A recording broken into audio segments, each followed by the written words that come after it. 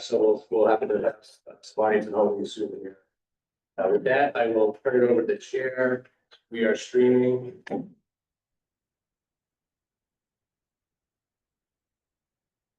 We lost it. Great.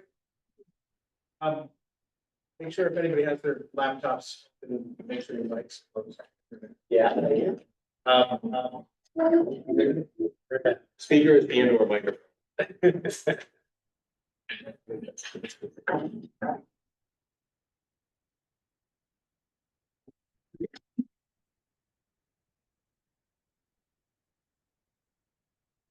Yeah.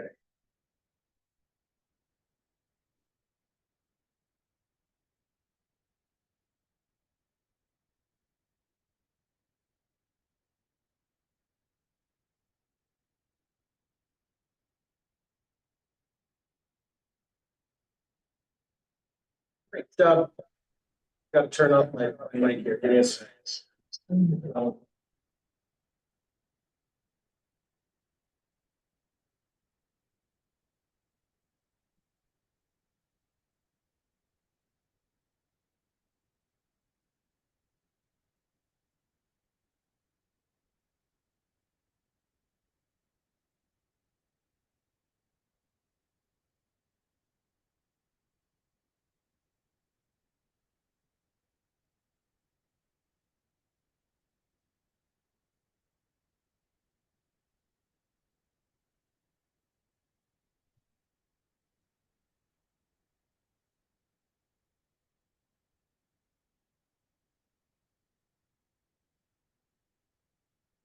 Well, he's doing that. I'm just going to announce that we have a sign-in sheet over there. If you'd like to speak during public comment, if you just sign up now, makes it easier for the chair to cycle through those when we get to that point. It also allows the note taker to track who's speaking during the.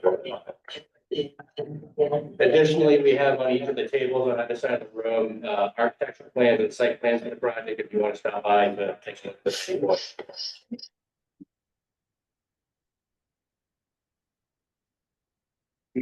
Yeah. All right. We're gonna go old school.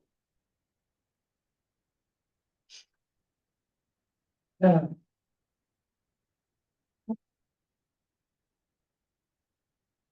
ask for technical assistance. Good evening, everyone.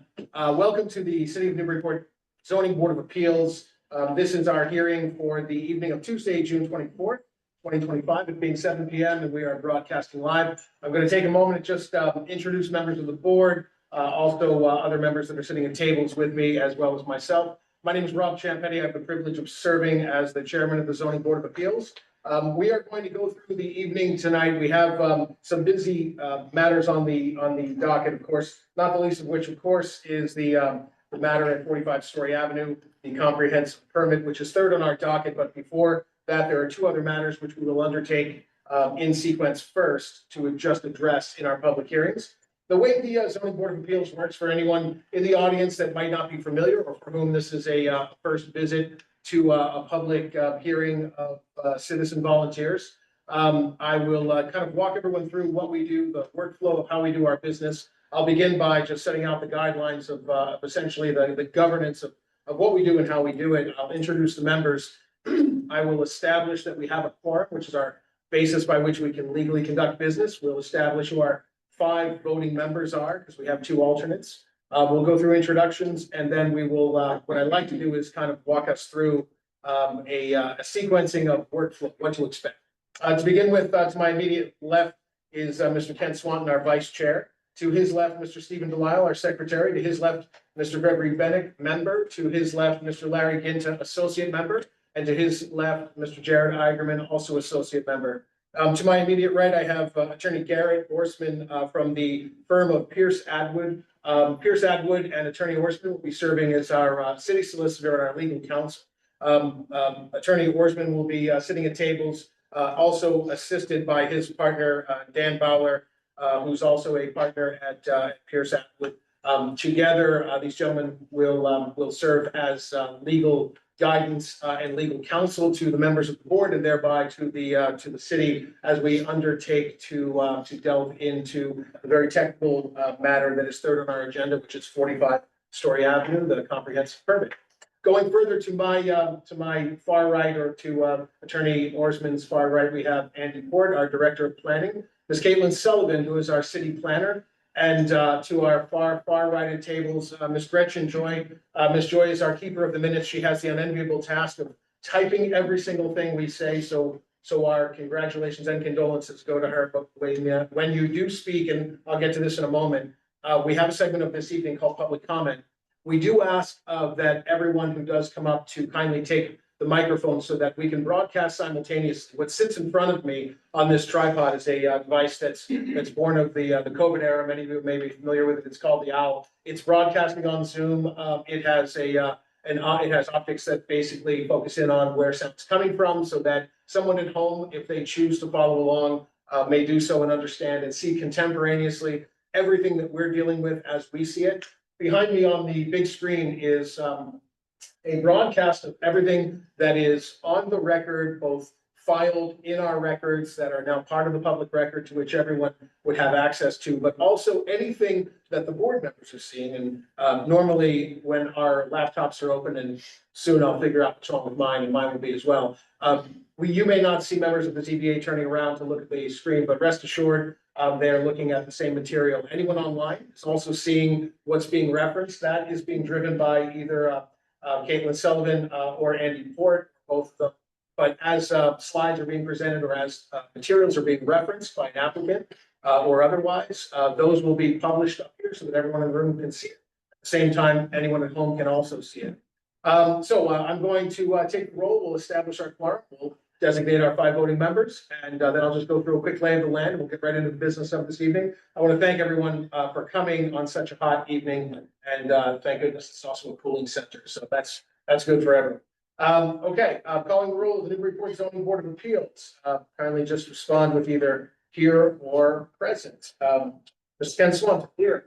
Mr. Stephen Delisle, here. Mr. Bennett, here. Mr. Ginton, present. Mr. Igerman, here. And Rob Champetti, present. That is 1, 2, 3, 4, 5, 6 members are present.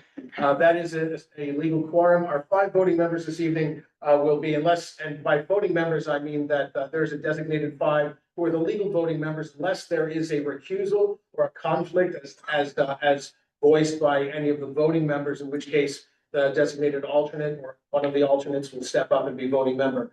The 5 voting members this evening will be myself, Mr. Swanton, Mr. Delisle, Mr. Bennett, and Mr. Ginta. So that means Mr. Igerman will be the alternate member unless there is a conflict or recusal. With respect to voting members and alternate members, all members of the ZBA will listen to all of the materials being presented. As is typical in our board, everyone will listen, participate. They will participate in all segments of the evening. They just simply do not levy a vote, but they are part of the questions from the board. They're part of deliberations and participate fully otherwise.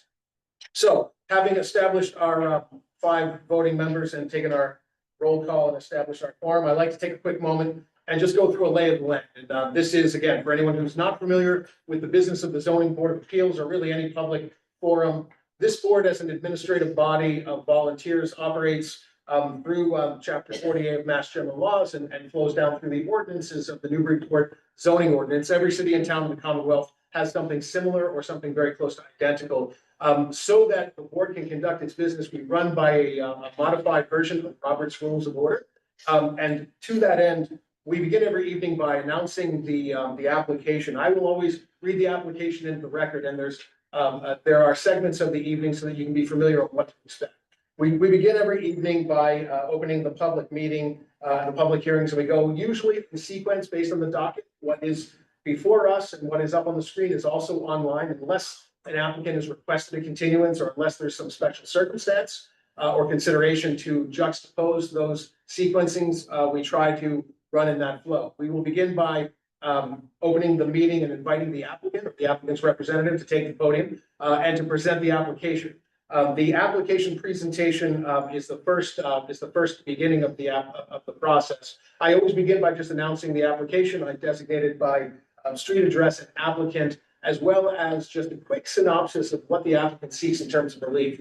Anyone in the audience or anyone at home that's following along need not be, God forbid, an attorney to understand what it is the applicant seeks from this board in terms of relief from the zoning ordinance. So I'll usually say that the applicant is seeking all necessary permits, permissions, and or approvals for a special permit for nonconformities or a special permit or a variance. And then going one step further, a quick snapshot of, in plain language, as plain as can be, as plain as I can make it, what the applicant seeks. The applicant seeks to demolish an existing, addition structure and construct a, a three-season porch or whatever the applicant seeks. So you need to know the zoning code to understand what it is the applicant seeks. Once I've read that application by descriptor, which is exactly how it's published in public notice to a butter, we then invite the applicant to present. The applicant or their representative, their counsel, their engineers, their architects, any of the above, all of the above will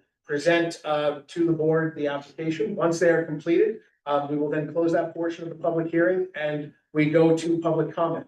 During public comment, I will invite our director Port to put up a slide which talks about the public comment section. We have that slide so that people can see that.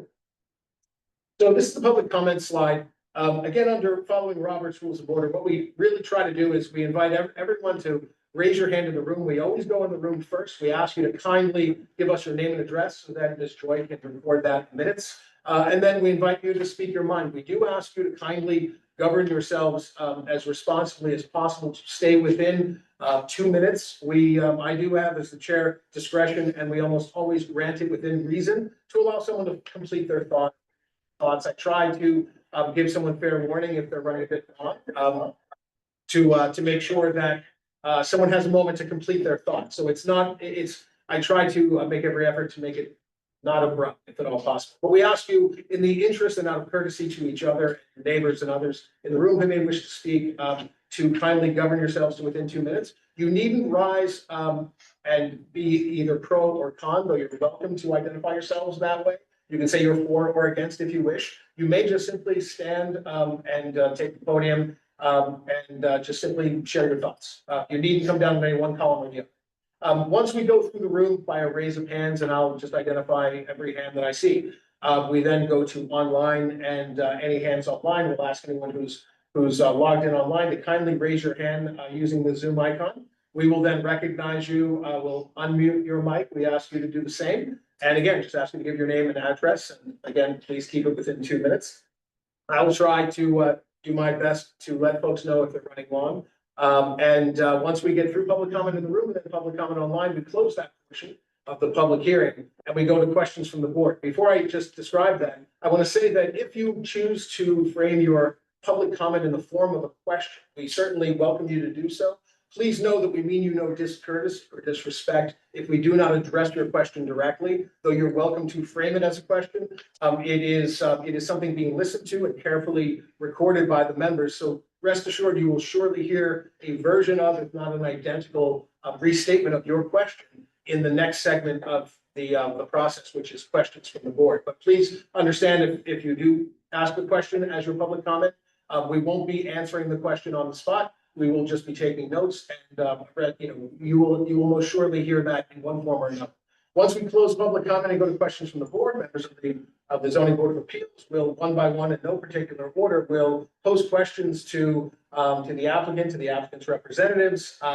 We'll adapt questions that may have been raised during public comment. We'll append their own questions to any questions that we may have heard. And once we've exhausted questions from the board, we will then close that portion of the public hearing and go into deliberations. Deliberations is the final stage of the Zoning Board of Appeals, where essentially all of us and each other gets to witness, the sausage-making process, if you will, as we toil with the legal standard and the legal criteria of whatever the applicant is seeking in terms of relief. We go through the legal criteria of whether the applicant has met the burden for a special permit or special permit for nonconformity or a variance or anything that's being requested. And we discuss it by and between each other. And once we have exhausted deliberations out loud in full view, of course, we then close that portion of the public hearing, at which point I will entertain a motion from a member of the ZBA. This is the final step before a vote. And when we do so, again, under Robert's rules, you will hear me ask for a motion to approve. This is simply procedural to allow the motion to be placed on the floor for a vote. It does not mean that any member who may raise a motion to approve plans to support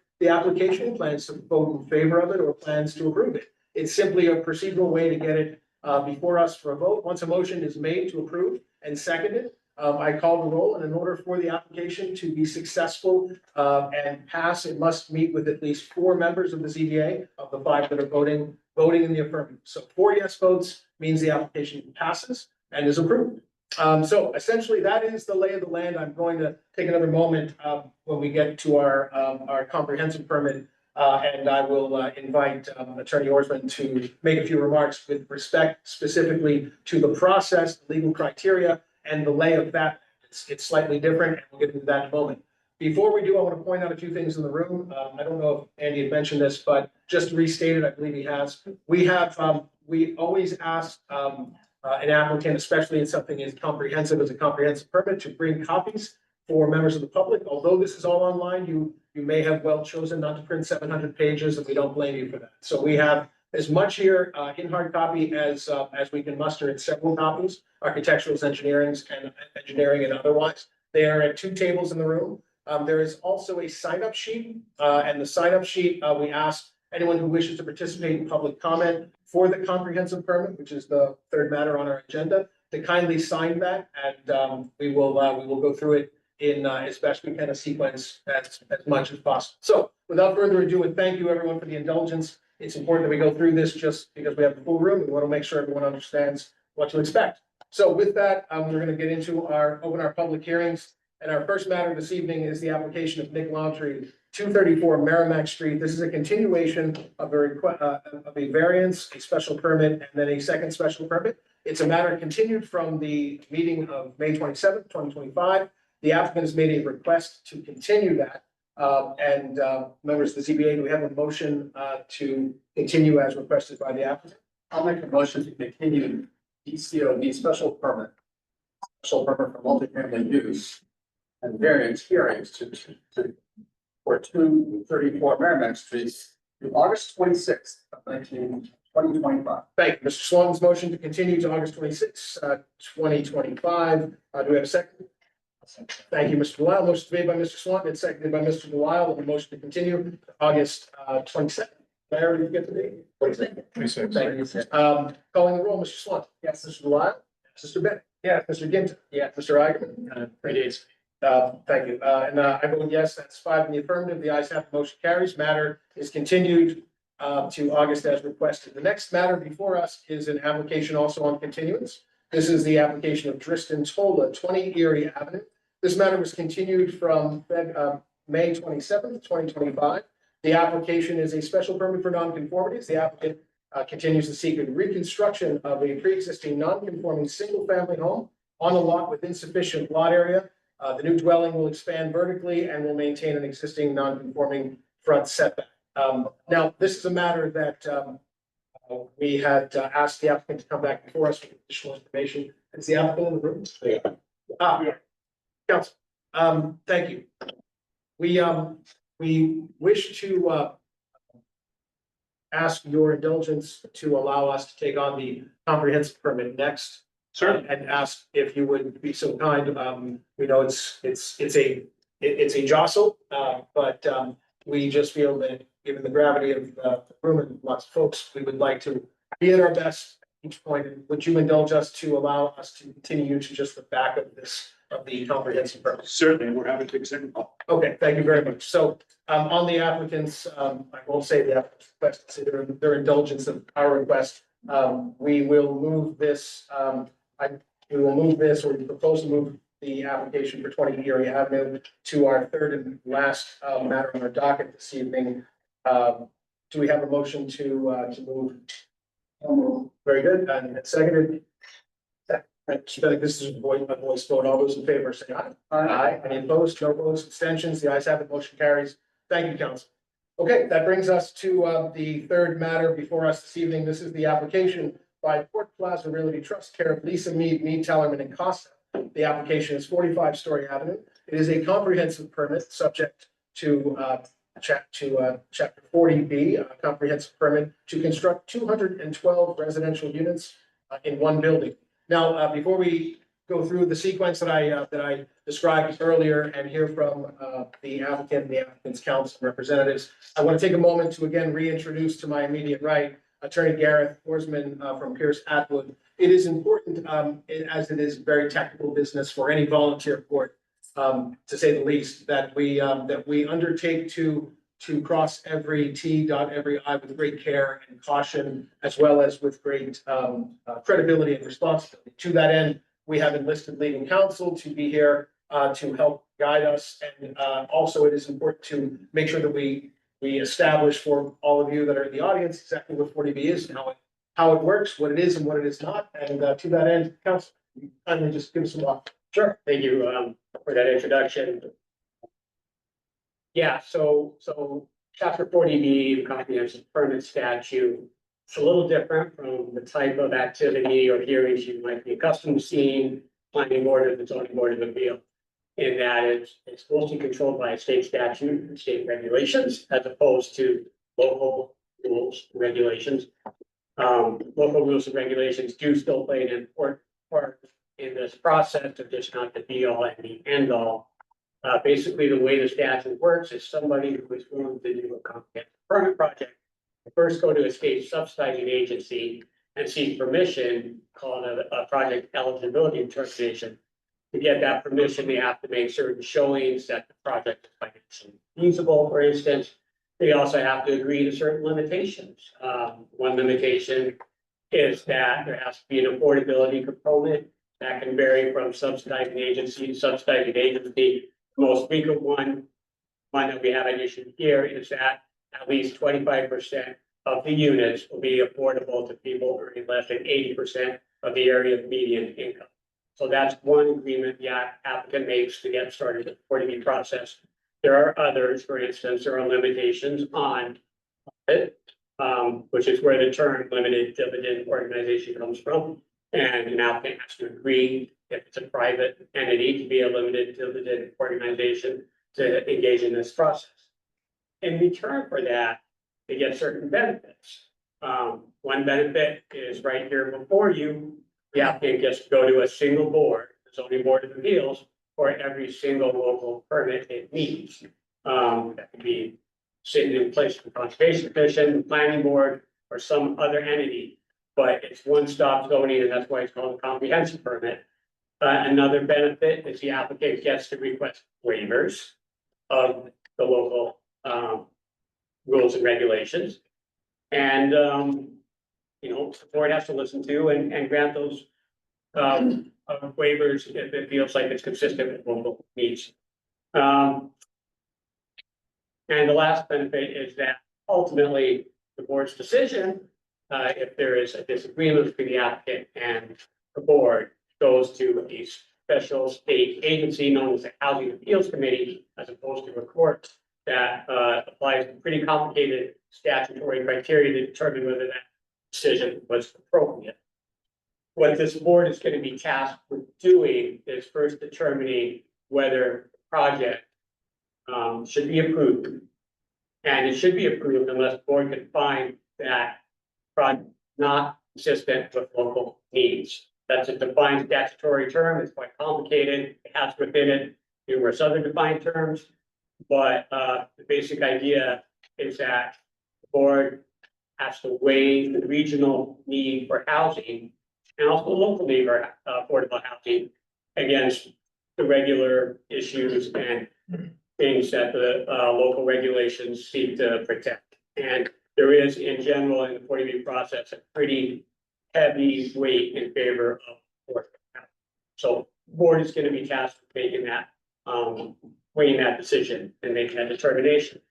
The other relevant standard is if the board determines that the project should be approved, because to do so or to deny it would not be consistent with local needs. It still has the ability, the authority to impose conditions, and those conditions will be upheld unless either they render the project uneconomic, or if they do actually render the project economic, they can still be upheld if they are still consistent with local needs. That's a much heavier standard akin to the denial, but it is a possibility under the regulations. So,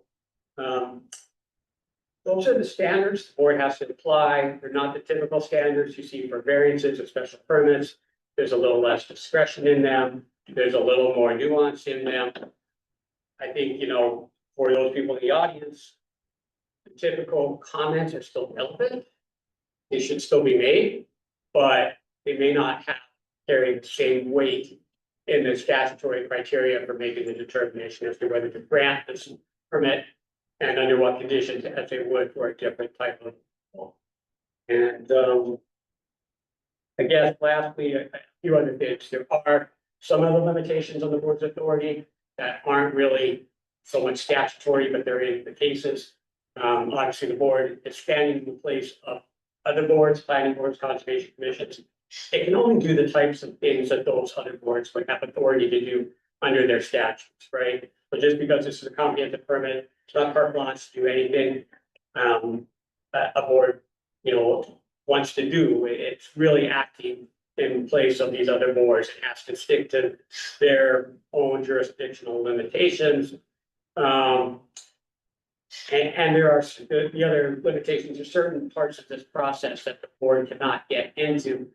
For instance, it's a subsidizing agency in the first instance that weighs whether the project is financially feasible.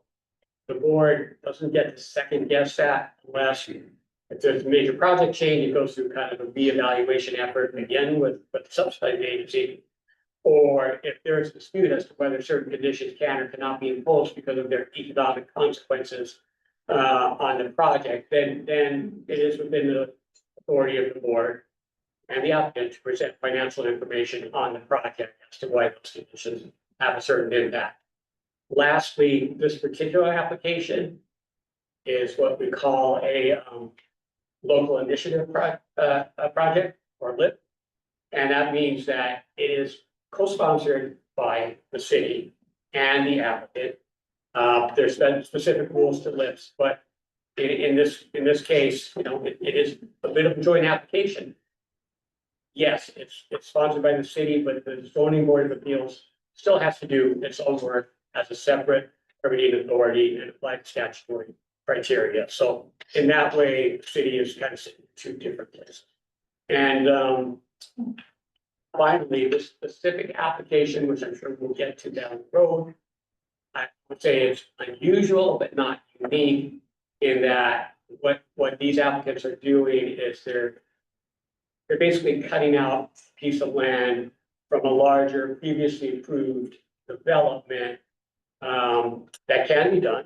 The law has upheld those kind of initiatives and even given the board ability to waive certain conditions where necessary for someone to carve out a previously approved project to create a 40B, but it does raise some more complications and considerations that basically the board needs to understand fully what is being asked to do within the context of that larger previously project. I'm sure we'll get into that a little later in the process.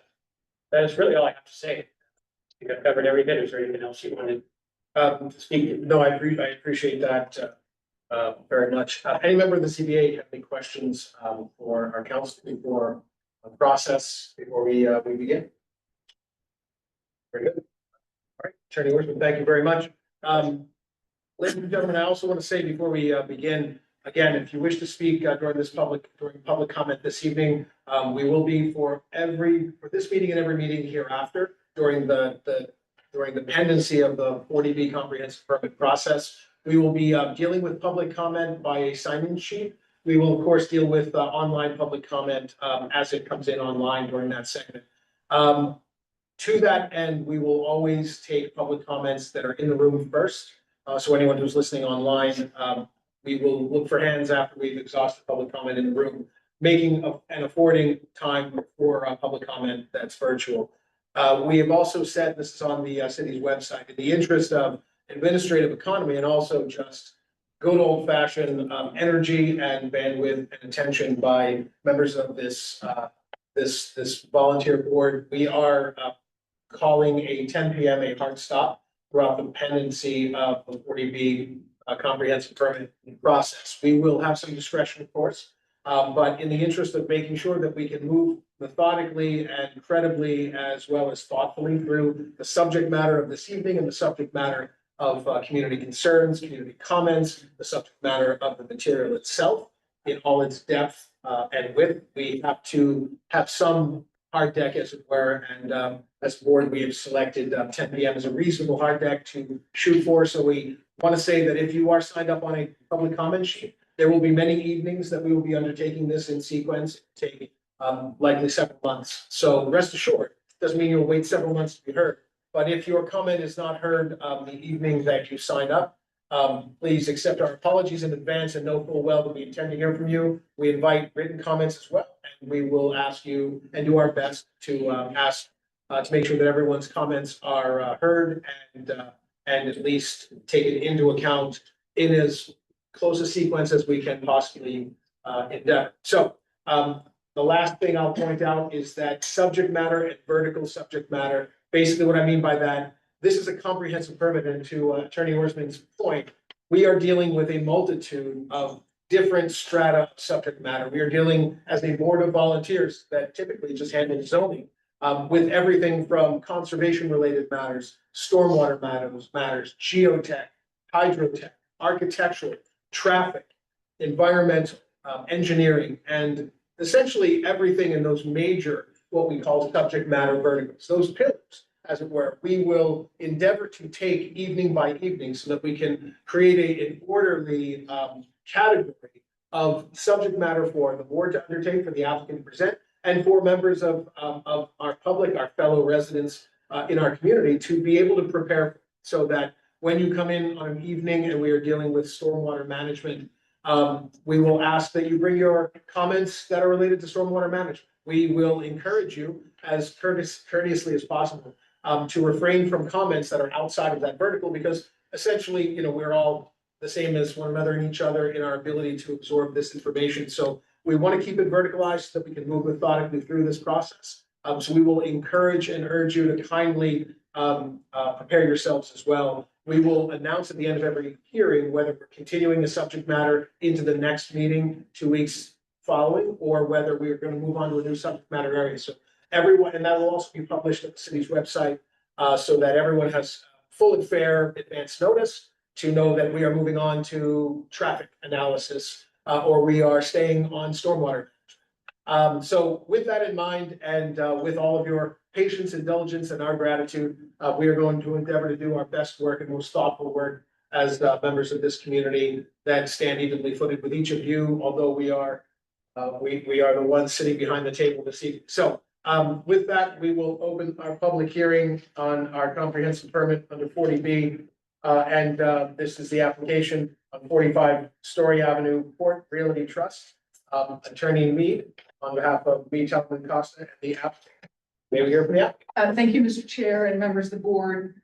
The record, Lisa Mead, Talman, Costa, 30 Green Street in Newburyport.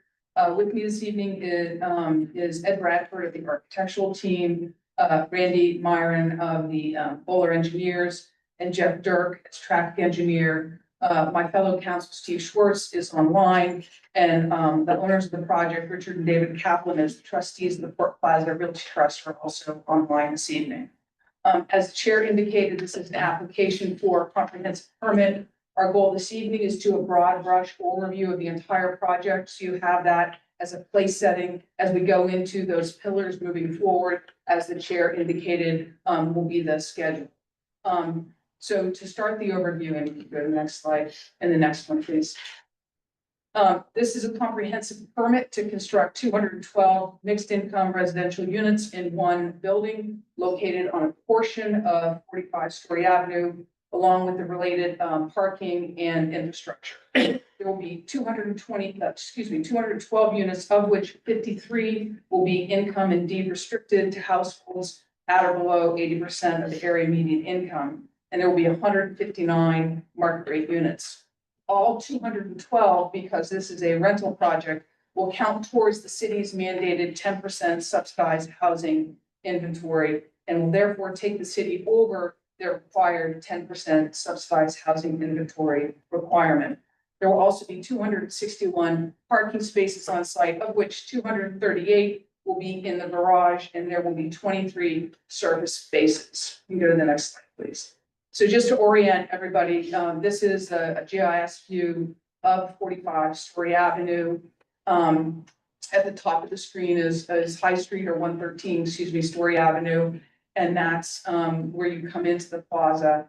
And the project itself is at the bottom or the middle of the screen, Low Street. And you can see that big black box, and that's the former Kmart portion of the building. The full plaza is 14.6 acres. When this is carved off, this is approximately 3 acres. And so the remaining portion of the land will be 11, just over 11 acres. The site is located in the B1 zoning district. You go to the next slide, please.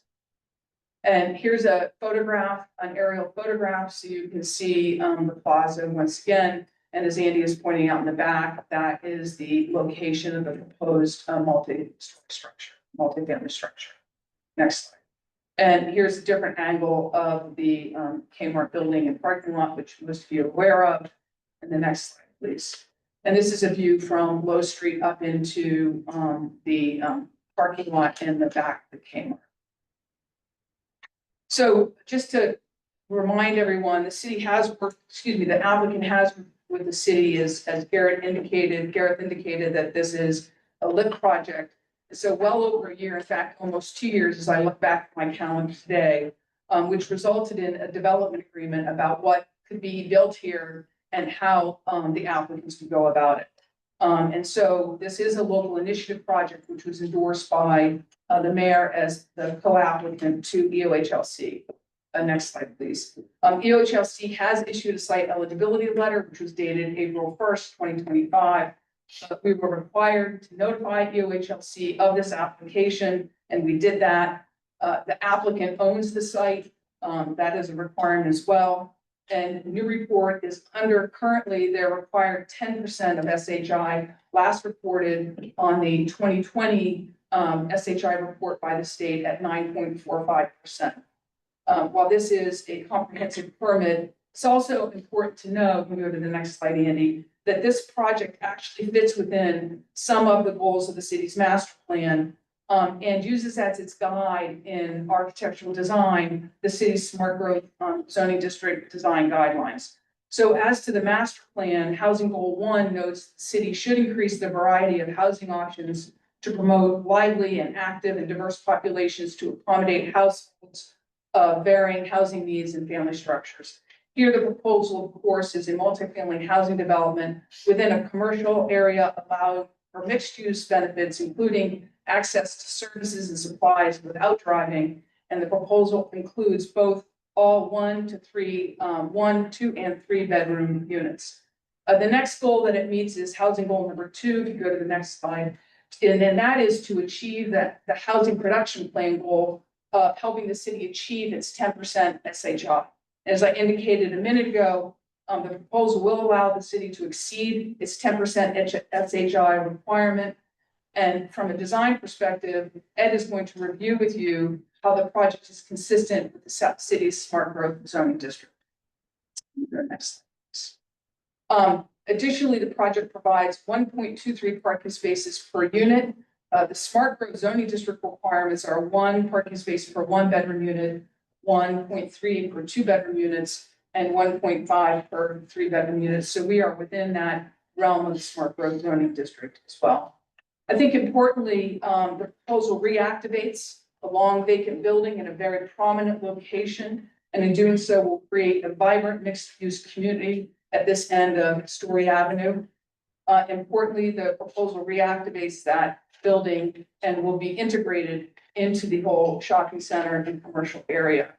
All of the services for the project will be private, including snow plowing, trash and recycling removal, and landscape maintenance, electricity maintenance, all of those items that are typical of the project, and they will be completely private.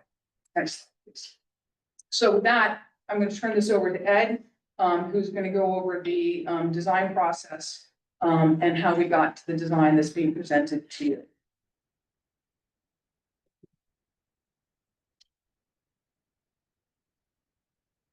Thank you, Lisa. Good evening, Mr. Chair, members of the board. Happy to be with you this evening. For the record, I'm Ed Bradford, principal with the architectural team, 50 Commandant's Way in Chelsea, Mass.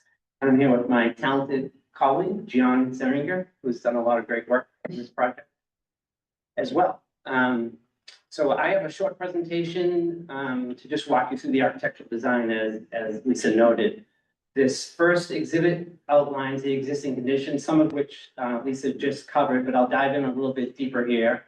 And this exhibit is oriented in the same way that our floor plans and site plans are as we proceed with some of the proposed design. But this again does show the existing condition. The lot as shown on this exhibit is the red line bounds the site. It's a 3-acre lot, as was noted. It's, as also noted, the currently developed site, parking and building of the former Kmart. It's bound on the south by Low Street. It's bound on the west and the north by the Port Plaza parking lot, and on the east by a wooded lot that then bounds the home lot at 224 Low Street. Next slide, please. So these show some of the existing conditions by way of photographs from the pedestrian level. The top two on the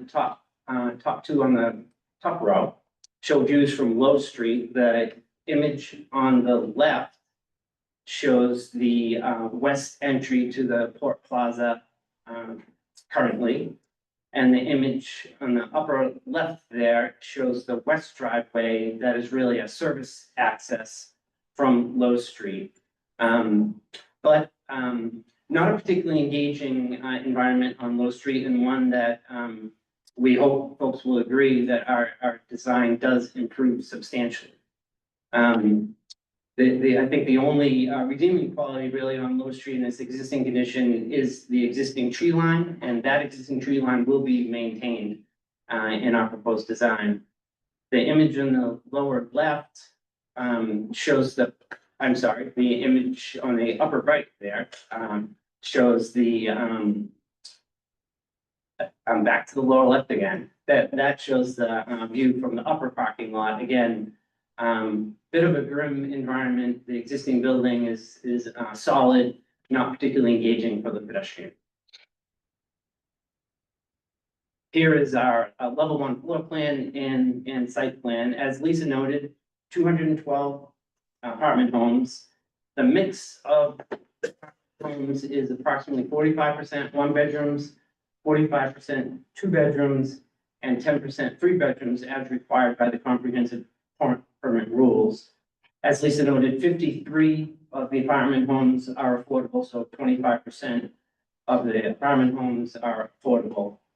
The building layout of the floor plan, as you can see here, is sort of in an E shape, and that is intentional.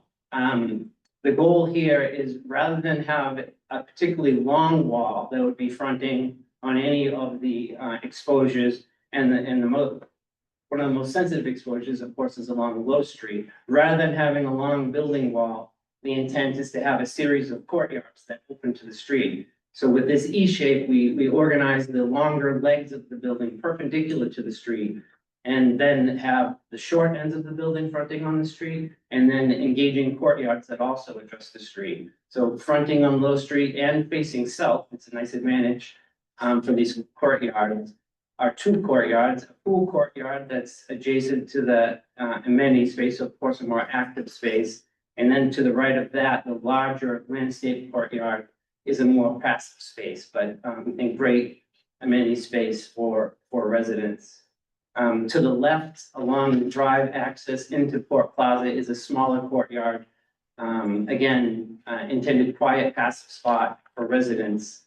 As one drives up the site entry, turns right, that courtyard is more of a drop off. So that is a place of arrival, a place for pickup, drop off. It's a place for delivery, for packages, Ubers, you name it, but a place of arrival for folks when they first come to the community.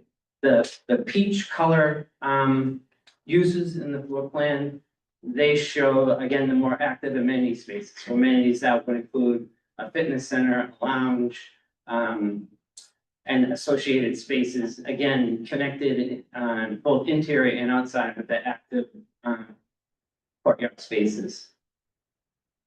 To the right, or the east side of the plan, is the service access from Low Street that I noted. Most of the parking is below grade. I'll show that floor in a moment. 261 spaces in total. 23 of them are in a surface lot to the east, and that again is the service access. So you can see in the upper right-hand corner, the gray uses, that is where we have resident move-ins, loading, if you will, trash and recycling. Most of the utilities enter, so kind of backup house space, again, tucked away in a discrete location, adjacent to where other back house spaces are associated with the retail plaza. Specifically concerning trash, trash and recycling is located interior to the building. So residents have access to trash and recycling chutes at each of their floors inside off of the corridor. Trash recyclables will drop down into this trash room. Compactors, trash and recyclables are stored indoors, not in open dumpsters outdoors.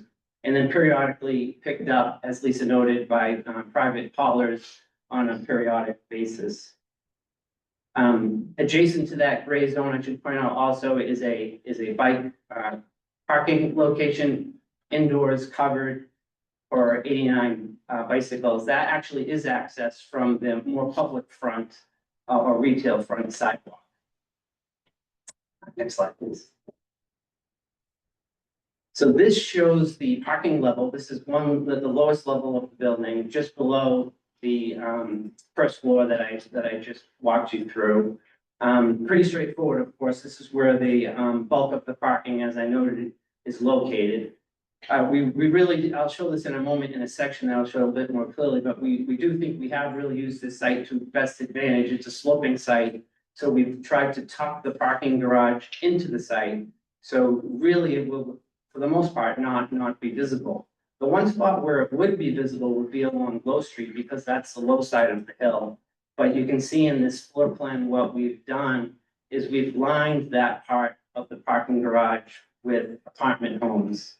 So in this case, 7 apartment homes located on Low Street, and you'll see in some renderings in a moment, each one with a private entry and access from Low Street in order to create a more, engaging, pedestrian-friendly environment along that important exposure. For the most part, the rest of the parking is not visible, except of course for the 2 access points, east and west, that are also, of course, set down low on the site to provide immediate access into the parking. This is level 2. Of course, at this level, things are pretty straightforward. It's a series of apartment homes organized about a double-loaded car. We have located 2 elevator cores, one on the west side of the building, one on the east side of the building, of course, conveniently hitting all floors and dropping into the parking garage for residents. The various shades of blue there represent different types of apartment homes, 1, 2s, and 3-bedroom units. And the only variation from those blue colors that represent the apartment homes are those 2 white rectangles, and those show space that's open to below.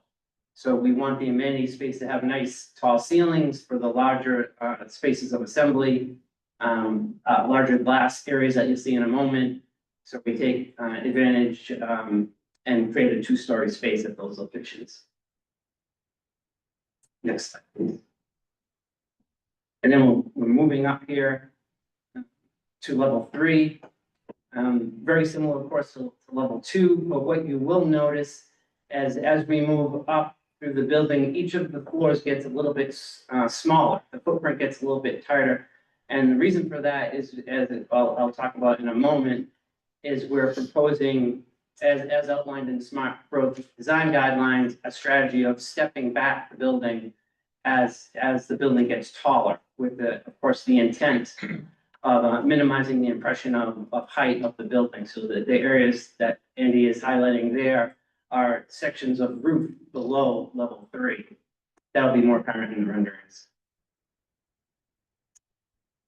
And then the upper level, level 4, shows again more of those areas. So the footprint is decreasing, stepping back, visually becomes less noticeable. And from some vantage points, not noticeable at all. But again, the footprint is decreasing. This is the smallest footprint, of course, in the floor plan design.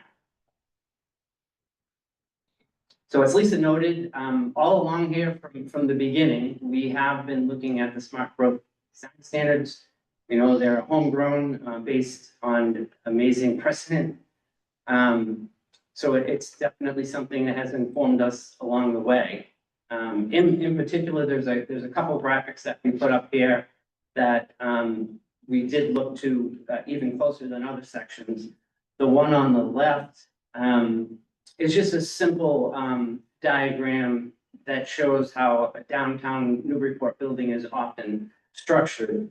You know, with a strong base in many cases where there's retail, very transparent and open. Windows above are usually more vertically organized, related to the residential uses that are within. Cornices, belt courses and the like, and masonry, you know, create an interesting architecture that you can't do better than what you guys have here in Newburyport. So that has inspired us in our design. And then finally, on the right, as I just noted, we're thinking a lot about step backs. This building is a little bit taller compared to some of the downtown buildings. So we want to make sure we have that upper floor step back so that the impression really is of a brick 3-story building.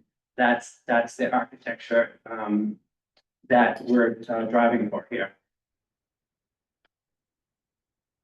And this is a diagram, not a rendering of the building, but a diagram to kind of show how we have applied some of these smart growth standards. This is a view kind of looking at the west side of the building. Low Street is in the foreground. The driveway that provides access up into the parking lot is to the left, kind of a hill that rises up to the main parking lot. And there's kind of two structures that we're looking at. Primarily, again, really focused on that ground floor and then the impression of the building and looking to minimize its bulk and its height. So the diagram that's in the lower right shows the frontage along Low Street. That's where, as I noted, we have located apartment homes at that lower floor to screen the parking garage that is really right behind it. In this diagram format, we've shown in bright red the ground level doors. Again, a precedent that you'll find here in Newburyport, of course. Direct access into those homes that provide a much more engaging street front along Low Street.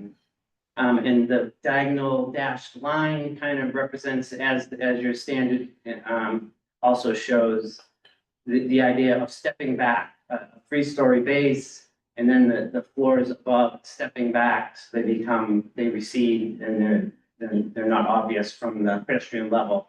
And then in the upper left-hand corner, same kinds of ideas. Of course, as we slope up the hill, the uses that are described in the floor plan are more public in nature, leasing spaces and resident amenity spaces. So there we have an opportunity, unlike private apartment home with its own private door and stoop access, more engaging, transparent access, visual access to the street, much like you'd find in a retail setting. Next slide, please. And these are some of the images that we've looked to. So in kind of the two in the upper left top row, bottom left, structures that folks are surely familiar with, but primarily 3 stories, very strong base, often red brick on the upper 2 stories.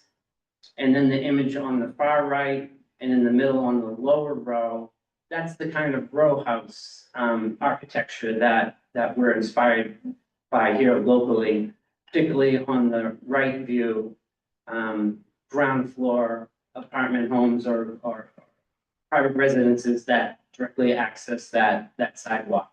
Of course, a much more engaging pedestrian experience. here is the building section, to illustrate how we think we really have used this sloping site to our advantage. So, the left-hand side of the section shows the high side of the site, that's the upper parking lot. The right-hand side of the section shows Low Street, that's the lower side of the site. And then the dashed blue line that kind of connects upper and lower, that kind of represents the slope of the natural grade, if you will. So, the gray part that the blue line sort of, cuts across is the parking level, that's the podium parking level. And as I noted, we positioned it this way to minimize its visibility. So we get an awful lot of parking to serve the building within that floor, but without the visual impacts or compromise that a parking garage could provide. Otherwise, you can see, I think, pretty clearly on the right-hand side, the area fronting on Low Street, where the parking kind of stops short and those apartment homes drop down to engage the street. And I think you can also see the stepping back of the front cornice on Low Street, again, to give the impression of the three-story building fronting on Low Street. And finally, I have a few renderings to kind of show you how we took all of those rules, those design guidelines, and how that translated into real architecture. So this is a view, an important view at the entrance to the site. This is the west driveway that would provide access up to the upper parking lot and the main entrance to the building. But it shows the area that I was just describing that's fronting on Low Street. You can see, I hope, a recognition of the local precedents that I just showed with that strong base. In this case, 3 stories of brick masonry, the lower floor being a lighter shade, 2 stories of red brick above that. And then again, you can see that we think engaging environment at the street level for the pedestrian. Next slide, please. And this is a little bit, same vantage point, we just moved a little bit closer here. I think hopefully you can get a sense of what we think again it will be a friendly pedestrian experience. I mean, I think of that compared to the earlier slide that I showed of the current Kmart condition and parking lot and the solid wall, the retaining wall. Again, we think, we expect a dramatic improvement to that Low Street frontage. This view is showing the west elevation. So this is the kind of driveway that heads up to the upper parking lot. Kind of the same technique that we applied at Low Street. Again, rather than a long wall fronting along that driveway, we've put the short ends of the buildings fronting on that driveway and then a courtyard in between. On the upper side there, now the windows, again, as I noted earlier, in the storefront start to grow quite a bit larger. That happens to be the proposed fitness center just within. So again, we're up at the more active retail edge. We want something even more engaging. So we're proposing that sort of storefront arrangement at that property. Next slide, please.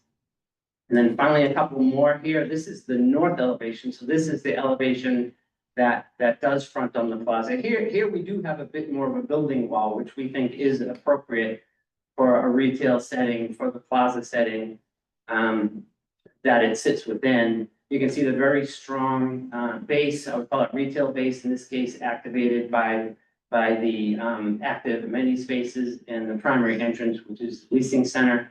And then you can see the break in the building for where the drop-off and entry is located.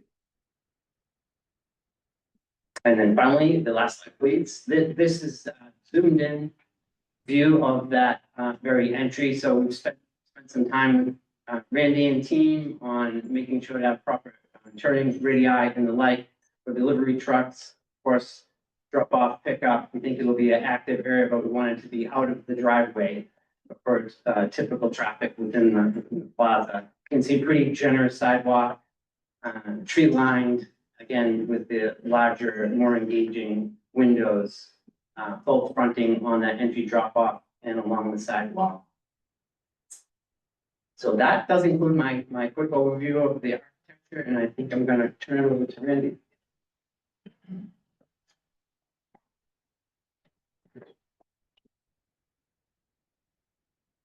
Good evening, Mr. Chairman, members of the board. For the record, Randy Byron Bowler, and I'm just going to give you both just a real high overview of the site. Thank you. So this is just our demolition slash existing conditions plan. You can see the former Kmart building in the middle. Yep, that's it. So obviously that is proposed to be removed. And then this is our proposed site plan here. As was previously discussed, the two driveways kind of on each side, kind of flanking the left and right here, the east and west. Those will remain as they are today, and the new building itself is kind of situated in between those two driveways. And there's a series of new sidewalk connections in and around the new building itself. As I had mentioned, there's a series of sidewalk connections from those new residential units kind of facing along Low Street in that area. And then, of course, there's a new ADA compliant sidewalk kind of around the perimeter of the building itself that wraps around and ties into the existing sidewalk within the Port Plaza other tenants. And as Ed had kind of hinted to also, we have that new drop off area kind of in the upper portion right in that area. And that's really just intended for drop offs and pickups and for some smaller delivery trucks, the Amazon trucks, the UPS trucks, and those types of vehicles. In addition to that, the project proposes, new ADA compliant parking spaces. As Ed had also mentioned, there's the loading and trash area that's kind of on I call it the right-hand side of the sheet.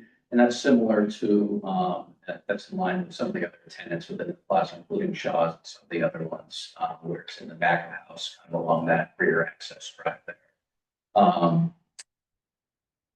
Beyond that, I know that it was kind of touched on by Lisa with respect to snow storage. That will be handled privately. We have not shown snow storage areas on our plans, but I know that's something that we will be doing on a future iteration of these plans to identify some areas where snow will be stored. And of course, similar to what happens today, if snow becomes a problem, start to impede facility operations, it'll need to get trucked off site, hauled off site somewhere else. There are 261 total parking spaces. There's 23 surface parking spaces in the back, kind of in that back of house area. Of course, the remaining 238 are within the parking garage. Go to the next page. Great. Yep. And this is just our grading plan, stormwater management plan. So under existing conditions, nearly the entire property is impervious or paved or consists of roof. And it's collected through a series of catch basins and manholes, and eventually discharges. There's a pipe that actually goes beneath Low Street and discharges to the left across the street. So as part of this redevelopment, we are simply maintaining that condition. However, we're going to be adding some landscaped areas. I believe we're adding landscapes, we're adding around 9,000 square feet of landscaping as a result of the project. And as a result of that, we're going to be decreasing stormwater runoff rates that are getting to that. And the project is meeting the Mass DEP stormwater management standards in addition to that. And speaking of the wetland across the street, we also are anticipating on submitting a request for determination of applicability with the Conservation Commission. We have not done that yet. So Tom Hughes on that, doing that very soon. We can look to the next. This is just our utility plan. All the utility connections will be new. All of them are going to be underground. They're all tied into existing services that are located in the back of the house area. And that's kind of on the right side of the page. So it's new water, sewer services, new electric services, and new gas services. And then we go to the next sheet. And this is just our landscape plan. As Ed had mentioned before, the existing street trees along Low Street, those are proposed to remain in place. And there's a series of new plantings being proposed around the building itself, as well as within the amenity areas. It's a mix of deciduous evergreen shrubs. And we feel it should be really a huge improvement for what's out there today. Nice aesthetic look. And then if we go to the next one. Yep, and this is just our A&R plan. The that area shaded in blue is the new 3-acre parcel that was to be created in this project. And then remaining, I call it brown orange shaded area is just the remaining portion of the Port Plaza area. Which I think after the subdivision, after this new lot is carved out, it's around 11.6 acres for the Port Plaza property. And with that, that's all I have. I'll turn it over to Jeff Dirk, University Traffic.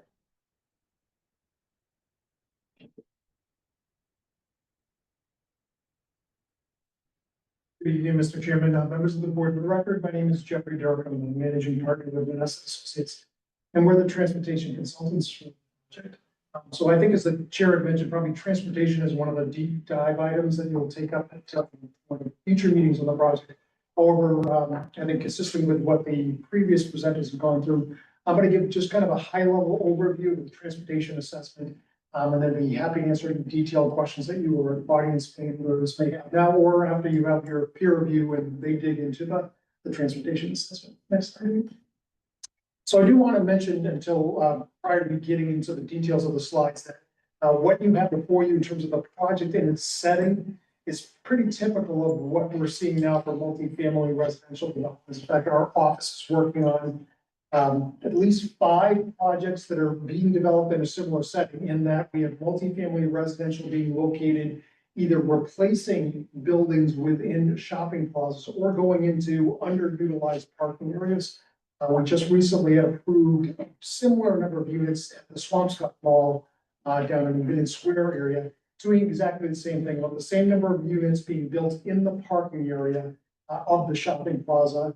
We have also recently approved about 350 units at the South Shore Plaza in Braintree. Same thing, underutilized parking in a signed mall property that is having 350 multifamily residential units being located. And the reason for this is really has been discussed, this smart growth development plan. And as it relates to this site, as well as other properties, and we'll talk about this in a minute, what's very important is walkability, access to retail stores, and public transportation. And this site has all of those. We have a Market Basket Shopping Plaza, we have Shaw's, we have other retail uses that are all here and are walkable, connectable to this property, meaning that you don't need to own an automobile to live here, or you could have a reduced number of automobiles here. Sidewalks, 2 bus lines in this area. Those bus lines provide connectivity to the Newburyport commuter rail station. So it hits all of those high points as to the perfect location to have multifamily residential being constructed. So now looking at the transportation assessment, and some of the numbers I'll talk about kind of bear out what we're seeing as a trip reduction in terms of multifamily at this location versus being located in a suburban area where we would not have these opportunities of walkable and accessible transportation. So the first thing in conducting our assessment is we really need to work with city staff. So we work with Andy's office, with planning staff, to make sure that we understand the context of the project as it relates to the city's infrastructure. And I think importantly is understanding what the city's goals and future planning are for this area. So Andy's office provides to us information on what the city's plans are, plan development in the area, if there's additional roadway improvements, things that are planned that may be constructed in the future that are not currently there, as we're taking our snapshot of existing conditions. So we did undertake the consultation with Andy. We also work with the Department of Transportation to understand things that they may have going on in the area as well. In just an overall summary of the impacts of the project, is we looked at conditions on the roadway network before and after the addition of the traffic from the project. We didn't find any changes that were significant. Now, as we're looking at significance, what we're measuring is increases in motorist delay at intersections. So you're at the Story Avenue Low Street intersection. We're looking at delays that exist there today before the project and delays after the project's traffic is added. We also look at the queuing. So the delays at the intersection translate into backups of cars at intersections. And we look at those backups before and after the project's traffic is added. So as we look at those intersections, what we found in terms of those impacts that we measured, delays did not go up by any more than say 5 to 10 seconds at an intersection. And the backup of cars didn't go up by any more than about 1 to 2 vehicles. So that's what we're talking about in terms of significance of impacts. Now, that does not mean that if you're trying to exit the retail plaza on a Saturday and you're trying to make a left-hand turn to travel down Low Street, it doesn't mean that you're not delayed. And it doesn't mean that there's not queuing there. But what we're measuring is conditions before and after the project's traffic. And what we're saying is that if you compare those conditions, what you would see most apparently would be if there were 5 cars in front of you, there might be 6 cars in front of you after the project's built. So that is not considered significant as we look at it in terms of impacts of the project. And I think importantly, as we look at those backups, is really what we want to make sure is if those backups get longer, that it's not blocking the ability to either enter the project, given that it's going to be there, or blocking adjacent driveways or intersections. And so we confirm that those blockages will not take place as a result of those increases in vehicle queuing. Now, the Story Avenue Low Street intersection was a specific focus of our assessment to see how does that intersection work in terms of processing the additional traffic. So as we focused in on that intersection, what we showed in terms of impacts related to the project is all of the movements at that intersection are currently operate at acceptable levels, and they will continue to do so in the future. Now, acceptable levels would be average delays of 35 seconds or less if you're coming up to the intersection. In terms of our impacts, again, at that location, delays didn't go up by any more than 1 second. I'll explain to you that in a minute, and that has to do with dispersal of traffic as it relates to this, because not all of our traffic goes through that intersection. So some of the traffic will be on Story Avenue and traveling to and from the east of the site will not go through this intersection. We also have traffic that is traveling along Low Street, will travel to the southeast. Again, does not go through that intersection. So not all of the trips associated with the project will go through that location. Vehicles exiting the project site. So we have 3 driveways that serve the property itself. So people can enter from Story Avenue, the signalized intersection. They also have 3 driveways off of Low Street, also to access the property. So there's the ability to disperse trips between those intersections. So as we looked at impacts and dispersal of trips to those intersections, we did show that there were minor increases in delay in vehicle queuing, primarily at what we call the center driveway on Low Street. If you look at the positioning of the building, I think as the architect mentioned, you really can't get around the back of the retail building that exists there today. So most of that traffic, if it's heading toward Low Street, is going to want to come out of the, we're calling center driveway. So that's where you'd see those increases in queuing and delays at that location. And that's in fact, most of the traffic that wants to head southeast on Low Street, that's where it comes to most. So if you're making a left-hand turn exiting the plaza, that's where we see the majority of the traffic. Most importantly, as we're looking at any project, but a comprehensive permit project in particular, is safety. So we need to make sure that as it relates to safety on the roadway network, that safe access can be provided to the property itself. So there's 2 things that we look at with respect to safety. The first is motor vehicle crash history at the intersections, and I'll speak about the intersections we looked at in a minute, to make sure that there's not a disproportionate number of crashes at the intersections. So based on the volume of traffic going through a specific intersection and the type of traffic control, there's an expectation of a level of number of crashes that happen based on the volume and type of traffic control.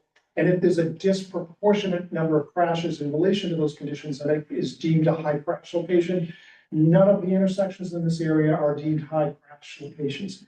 Based on the frequency of occurrence of crashes, but also looking at the severity of crashes. There's no locations that have a high severity crash location in any of these areas. So from the standpoint of how we're starting, we don't have any high crash locations in this area. Doesn't mean crashes aren't happening, but they're not disproportionate to the volume of traffic on these roadways. Lastly, in terms of safety is sight lines. We need to make sure that the sight lines for our motorists exiting the property at each of those 3 access points is adequate for the speed that traffic is actually traveling. So not the posted speed limit, at the speed people are actually driving on the roadway itself. And we confirmed that the sight lines, I'm sure you're all familiar with the property, if you're exiting the driveways, there's no impediments to sight lines. We have good lines of sight looking in any direction on Low Street or on Story Avenue. Next slide, please. So this slide just shows the context of the project site. So you've heard talk about the subdivision plan. So the property itself is shown in yellow, orange. The property where the location where this residential project will be developed is shown in yellow. So that's the Low Street area. So here's Story Avenue, Millville Street, Low Street in this location here. So those that kind of shows the context of the project site. Next slide. Amy. This slide shows the study area that we evaluated. So it's quite small as you're looking at it. But essentially what we evaluated with respect to the project is every intersection and driveway along Story Avenue, stretching from and including the Woodman Way, Low Street intersection, extending in the northeasterly direction, picking up all of the driveways up to where the Market Basket Plaza is located, and then the Noble Street intersection along there. And then along Low Street, heading to the south and to the east, again, all of the major driveways. There's 3 access points into the property, so we've counted each one of those driveways, and those were included in our study area. A couple of other things just to point out on this, where you see the orange dashed lines, that's where there are sidewalks. Any place you see a blue line, which is difficult to see on this, but that's where there are crosswalks. And I think as you look at this, what you do see, again, noticeably, this is a highly walkable environment. We have sidewalks on the roadways, we have crosswalks at major intersections, and the 3 signalized intersections at Low Street, Woodman Way, at the Port Plaza driveway, at the Market Basket driveway, there's all signalized crossings. There's also an unsignalized crossing just to the west of the Port Plaza West driveway there to cross Low Street at that location there. So again, importance as we look at the project site is it is walkable and there are crosswalks. The other thing that you see is, again, difficult to see, but there are little bees with circles around these locations. Those are the locations where bus stops are. So there are 2 bus lines that are run by the Merrimack Valley Transit Authority, or MEVA. The Route 11 bus travels along Story Avenue and then down Low Street and then at the commuter rail station. The Route 19 bus travels along Story Avenue, continues to the northeast, also ends up at the Newburyport commuter rail station. So again, connectivity as it relates to the site, bus lines on both of the streets. We have sidewalks. We're shown the site plan and the architectural drawings, all of the accommodations within the site linked to those existing facilities. So again, what we're doing is making sure that the project site incorporates all of these amenities that we have with respect to transportation options. And then we do have those bus services. So it makes this so this is really a site that is set up to have trip reduction, a reduced amount of parking spaces, or really hits those high points as it relates to a smart growth type developments. Next slide. This slide shows the what we expect to be the traffic characteristics of the project. So there's a lot of columns on here. The shaded column or the highlighted column, that's the number of automobile trips that we're expecting the site is going to generate. So just in terms of looking at what we've done here in terms of the trip characteristics of the project, the first column, which is column A, this would be the amount of traffic that we expect the project would produce if we were in a suburban area, not walkable, not bikeable, does not have access to public transportation services. So you can see in looking at the numbers here, the top number, 962, that's the amount of automobile trips that would be produced by a suburban project. And then during each of the peak hours, we have 3 peak hours that we've analyzed. The first is the weekday morning peak hours. This is when people traditionally going to work, dropping children off at school. In this area, the morning peak hour occurs between 8:30 and 7:30 and 8:30 in the morning. This is the amount of traffic. 82 is what a suburban project would generate. The evening peak hour is when people generally would be coming home from work. In this area, that occurs between 4:30 and 5:30 in the afternoon, producing about 83 trips in a suburban area. Saturday midday peak hour, we've analyzed the Saturday midday condition because we're right next to the shopping center. So there's a difference in terms of the traffic patterns in the area as well as traffic volumes because we're in a retail area. So we've assessed that as well. The Saturday midday peak hour in this area is 11:30 to 12:30. That's when traffic volumes peak. So if we were in a suburban area without access to public transportation or have walkability, we're talking a project that would produce about 82 vehicle trips during each of those peak hours added to the existing conditions. Because of the amenities in this area, we dropped those numbers to about 73 peak trips. So it's a reduction of about 10 peak hour trips just because of the location where we're positioned here. The numbers or how we develop that reduction in traffic, we do is we look at US Census data for residents of the city of Newburyport in this specific area. So census tract that contains the location where the project site is located. As you're reporting your information in the census, you report where you live, you also report your commuting mode, so your primary mode of transportation to get to or from work. And we've developed this reduction in traffic based on the commuting trends for this area. But what I would note is we've assumed 88% of the trips will be made by private automobile. The census data actually suggests for this area, it's closer to 70%. So we've assumed higher automobile usage than what is then reported for the census information for this general area. And again, what we're trying to do is make sure if we don't achieve a 10% reduction or a 10 vehicle trip reduction, and we assess the impacts that as it relates to the transportation infrastructure, there's still capacity to accommodate projects. So that's where we want to err on the side of overestimating the amount of vehicle trips, but we expect that it's going to be something lower than the 73 vehicle trips that we've shown in the slide here. So the 73 is the net new addition of traffic onto the roadway. What I do want to mention before we go further, actually, we can go to the next slide. Maybe it's a good way to say this. There's been discussion tonight about the fact that we're replacing a retail building, the former Cajun Mart building that is just over 50,000 square feet of space. We've provided this chart in the transportation assessment just to provide some context for you of the amount of traffic produced by this project in comparison to the retail store that's being removed. As we've undertaken our analysis, we have not accounted for the retail store being occupied. So we basically, our analysis assumes what you have out there today, which is a vacant retail store. We did not backfill that space and assume it was generating traffic. But what's clear in looking at this is the residential development is significantly less impactful than the retail space that was formerly occupied and operated at this location. That's important because as we look at the roadway network at one time accommodated somewhere between 200 and 300 peak hour trips related to the retail store that's here. That traffic has since been gone since the retail store's been closed. So there is theoretically some capacity created by not having those trips that are there. And again, in comparison to the former store, we're significantly less traffic. Next slide. So just a few more slides. Actually, this is the last slide before we talk about recommendations. So the 73 trips that we talked about in the chart as it relates to the project's traffic, and I mentioned very early on about trip dispersal. So all of this, the 73 trips that are produced is dispersed onto the roadway network based on what you see here. So once the traffic is produced by the project, it gets out onto the roadway network. And what you see here is how it's oriented to each of the roadways in the area.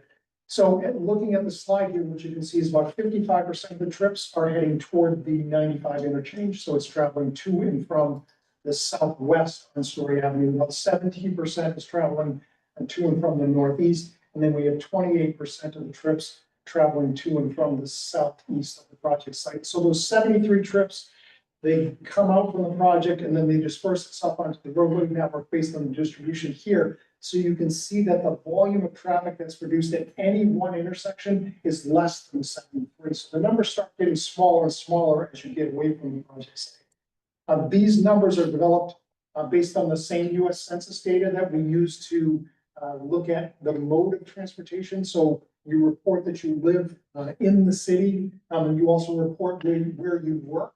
And so we can use that information to say, these will be residents of the city. And so knowing where people in the city work, we can develop a trip pattern to say, from this project site, how do you get to each of those employment centers? And that allows us to come up with a distribution that's here and orient ourselves to the various roadways. What is important as you look at this This 17% of the traffic from the project uses the signalized Port Plaza driveway. That's the quickest way to get into the site. So they'll work their way through the plaza to get over to where the site is located. The balance, which is 83% of the traffic, will use either the center driveway or the east driveway, just given the orientation of the building and driveways coming out from the parking garage on either side. So 83% of the traffic would be oriented to Low Street, 17% would find its way by way of the Story Avenue access to the project. So that's how the trips are oriented as it relates to really looking at internal plaza circulation. So based on this dispersal of traffic and those 73 vehicle trips, again, as we looked at the impacts, we didn't find any significant changes or increases in delays or vehicle queuing. A couple of things of note to point out is probably, as you know, this Noble Street approach is in location with, it does have delays at that location. There is queuing for that location. What we predicted is with the project's traffic, again, we don't have traffic really heading up Noble Street. And again, because of the fact that the trips are on Story Avenue using the Low Street intersection and basically going to and from the southwest of the project, they don't interact with that intersection. The 17% of the trips avoids that intersection as well. So what we predicted in terms of impacts at this location is nominal. So there's about 7 vehicles in queue that were predicted to occur on Noble Street during each of the peak hours. That number is not going to change. Our traffic really does not go through that intersection. So there's not going to be any appreciable difference in terms of before or after conditions. The other thing is the center driveway here. So the majority of our trips, we said about 83% of the traffic is on Low Street. Most of that traffic is going to use this intersection. During the peak hours, even though we have 2 lanes here, the left turn movements are difficult today because of the volume of traffic, about 10 to 14,000 vehicles per day on this section of roadway. So there is delays in queuing on that driveway. The difference, the queuing before and after the project's traffic is about 2 vehicles. So it's not significant. The other thing, as you look at the site plan and are thinking about the access to the parking garage, if there is queuing trying to exit that driveway, you can still get into the site. And that's very important as we're thinking about emergency vehicle access. The driveway isn't blocked for emergency vehicles to get into the garage or our residents. So any queuing happens internal to the plaza and does not block the ability to get into the site. If you're trying to get out, yes, you're gonna have to wait or come out the other entrance to the other side. Next item. So I promise just 2 more slides. These are the recommendations that we have as a part of the assessment. The first set of recommendations are site access and circulation. Randy and his team have incorporated these into the site plan. These are just good planning practices that you'd expect to see in any site plan that comes before you. So width of drive aisles to be sufficient for 2-way travel. We have stop signs if you're exiting the parking garages before you get into the plaza area. You heard mention of ADA compliant sidewalks and wheelchair ramps. The last 2 items and recommendations deal with the sight lines. We have clear sight lines exiting the property. We want to make sure that that continues. We have a very generous and robust landscaping plan along the Low Street frontage, just making sure that plantings are either low or set back so that they're not blocking sight lines. And then lastly, as we're plowing snow, don't make any snow piles adjacent to the driveway that will block sight. Next thing. So very last slide, these are our trip reduction management or transportation demand management measures that we will undertake. These are all measures that the management team will put in place to make sure residents are aware of these opportunities to use alternative modes of transportation. We'll have electric vehicle charging stations within the project site. Work from home workspaces in the building is important. About 10% or so of the residents of the city report that they work from home. That number increased and is slightly decreasing from the COVID area. More people are going back to work in the office, but the numbers are still relatively high. So we want to make sure that there's areas you can get out of your apartment, even if it's just a business office or a conference room, so that you can meet with others if you are working from home. Bicycle parking to be provided as a part of the project. Then very lastly, because we do have opportunities to connect to the bus service, primarily the Route 11 bus, which is right along the project's frontage, we do want to make sure that there's a safe crossing. So we've recommended that there's a crosswalk installed for crossing Low Street at the Low Street Port Plaza Center driveway. At that location, we recommended that there also be a push button actuated rectangular rapid flashing beacon be installed. Because we have an inbound and outbound bus, we want to make sure that the inbound bus to the train station is going to be on the southbound side of Low Street, so you'll need to cross the street. So we want to make sure that with the added residents, encouraging them to connect to the bus stop, that it's safe, so that the rectangular rapid flashing beacon will provide a safe crossing. I think that's it. All right, thank you very much, Mr. Chairman. I'll be happy to answer any questions you have now or later on, and look forward to the peer review. Thank you very much, Mr. Kirk. Thank you very much, Mr. Chair, members of the board. The last thing I want to say is that kind of rounds out the project, and Gareth said this earlier, and we have a list of requests for waivers from the zoning bylaw and other local zoning ordinance and other local regulations that I won't go into detail on now, but we will. You have that list. It may or may not need to be amended as we move through the project, depending on any changes that are made. Some of those waivers are going to include waivers as a result of the A&R. They affect the remainder of the shopping center, because that building that is remaining there will not change, and so we'll be right up against the new property line. So some of those waivers impact that as well. With that, Mr. Chair, that's our presentation for this evening. Thank you, Attorney Mead, and to the consultants from whom we've heard, I believe Mr. Randy Mirren, Bowler Engineering, Jeffrey Dirk, Vanessa and Associates on traffic analysis, and Ed Bradford, the architectural team on architect built environment. Attorney Mead, if it pleases the applicant, I'd like to take a moment and a pause before we go with our next segment and just inquire amongst the board members with respect to questions that we may have before we open it up to public comment. And I'd also like to just advise or share with the audience and members of the community that are here this evening and online. What we've heard right now was the opening of sort of a lay of the land. The applicant, in the spirit of any application, telling us what they're going to tell us. The next phase, of course, is that they will tell us. And then presumably they will sum it up by telling us what they told us.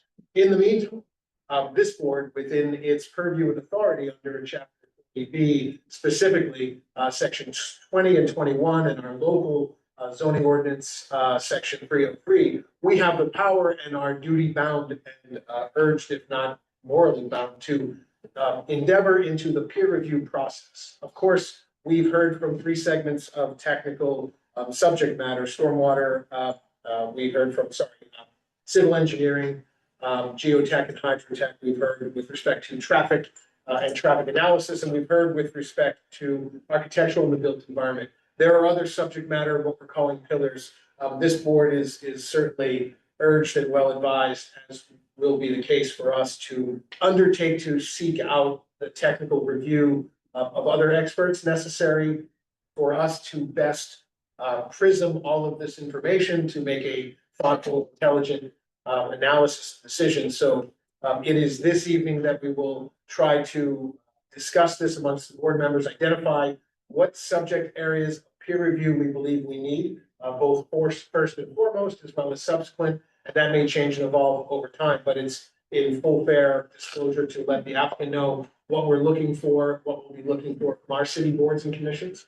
Within our rules, we can also inquire into the talent that lies within City Hall with respect to our boards and commissions, and that ranges from our city engineer to our conservation commission, to energy consultation, to our building department, and to our planning board, and to all the boards and commissions that make up our city administrative government. So with that, and Attorney Mead, what I'll do is I'd like to take a moment, members of the ZBA, this would be an opportunity for us to pose any questions with respect to what we'd like to address first and next before we go into public comment, and then get into what technical review we'd like to see. And to that, I'd like to, I know that Mr. Eichmann, you had already taken time to do quite a bit of research to sort of vet the categories that we believe we're going to hear from and need. So I'd like to just turn it over to you if I could, to walk us through that.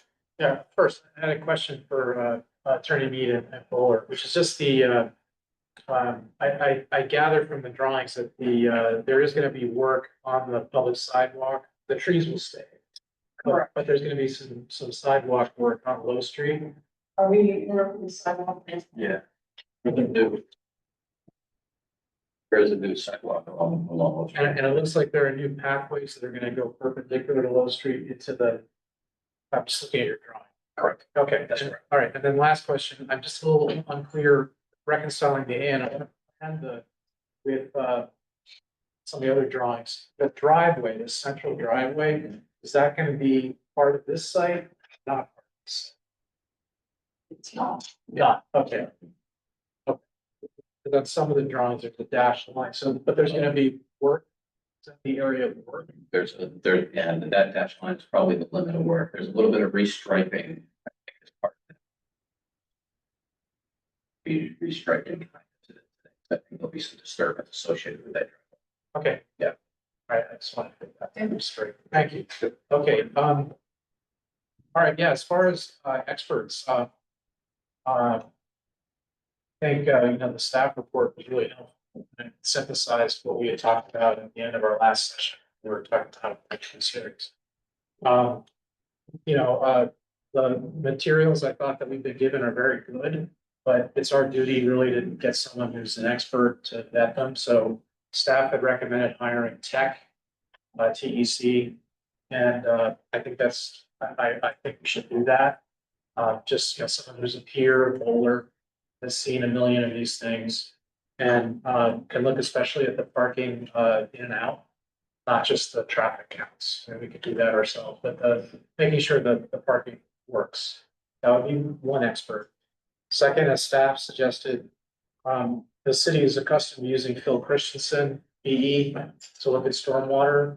We should do that. I mean, one of the things that's happening here is they're gonna have to cut into the ridge essentially. Right now, the Kmart has sort of a retaining wall. So, we just need someone who knows what they're doing. We don't have that on board, that could really assess it.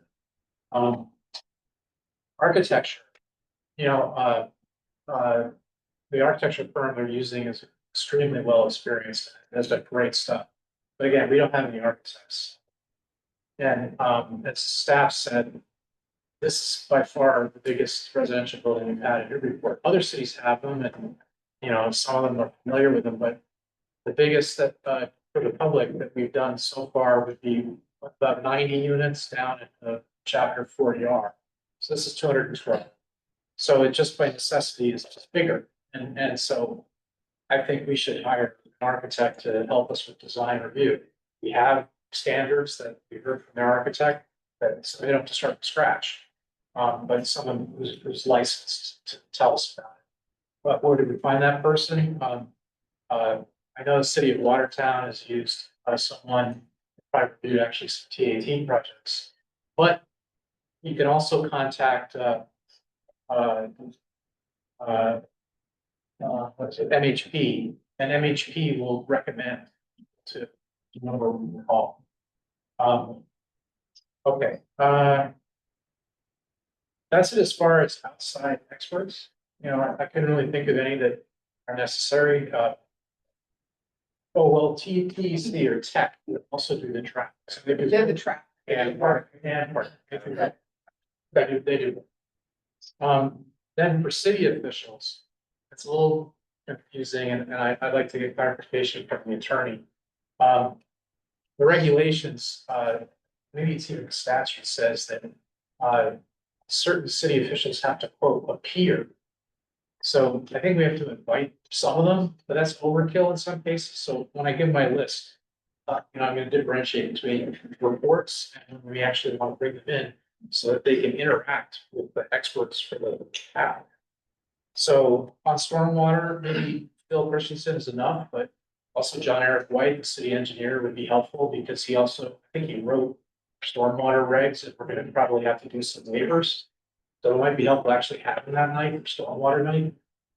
On the Conservation Commission, they're going to the CONSCOM for the state. We don't have any jurisdiction over that. But I think you need waivers from the local. No, we don't. If we get the RDA, there's no, because there's a road in between the, right, so all we need is the. Okay, great. So then all we need then is just a report or a one sentence email Concom or the conservation agent saying there is no local jurisdiction, it's just state, we have, check that box. DPS, I know that, from the materials and from the development agreement, that, there's an agreement in place on the fee, for connection, sewer connection, and maybe I too. So, but what we don't know, because we don't usually do this, is what the normal fees are. Just want to know what they are, you know, it's not unusual, I'm sure, in 40B to reduce fees, not unusual at all. But I don't know what the normal fees are, I don't know how to calculate, I don't know what it means. So personally, I'd like to have someone at least write us back and explain, you know, what's what, sewer connection, and I, since we know. And I heard, I read in the staff report that, DPS is already evaluating, and they have enough money in-house to evaluate capacity of the Low Street line. Correct, they're looking at both the water and the sewer capacity, and we'll also be checking in if there are any concerns or questions regarding the civil design and stormwater. And I want to put cards on the table for the applicant is, you know, there was a sewer betterment for Low Street back in 2006. So, you know, that's why this time we want to know, we're gonna have to go there again, and if not, I'd like to hear it. Energy Advisory Committee, Chair Champetti already mentioned that. That's helpful. It's not a city building, so they don't have a mandate necessarily, but, and we don't have any kind of like a lead requirement in the report. So, but I'd just like to know where the building stacks up. Personally, I don't know if other board members are into it, but, you know, energy efficiency, are they meeting the stretch code? Are they asking for waivers on that? I just want to be educated. Because I think also, well, I'll get to that. I saw that the project's gonna go to the Transportation Safety Advisory Committee, so Andy, will we get a report back from them? I'll defer the chairs of the committee, it's mayor, chief of staff, and the DPS director, obviously going to transition there. But generally speaking, I would assume that whatever feedback we get from the Transportation or Traffic Advisory Committee, that we try to package that together for you and return that just like any other, you know, Yeah. consultant feedback. And just as probably the Bowler engineer was saying, we may want to wait until we have Tech's peer review, bring back and have transportation night. Maybe TSAC also wants to wait for Tech, but they probably have a role.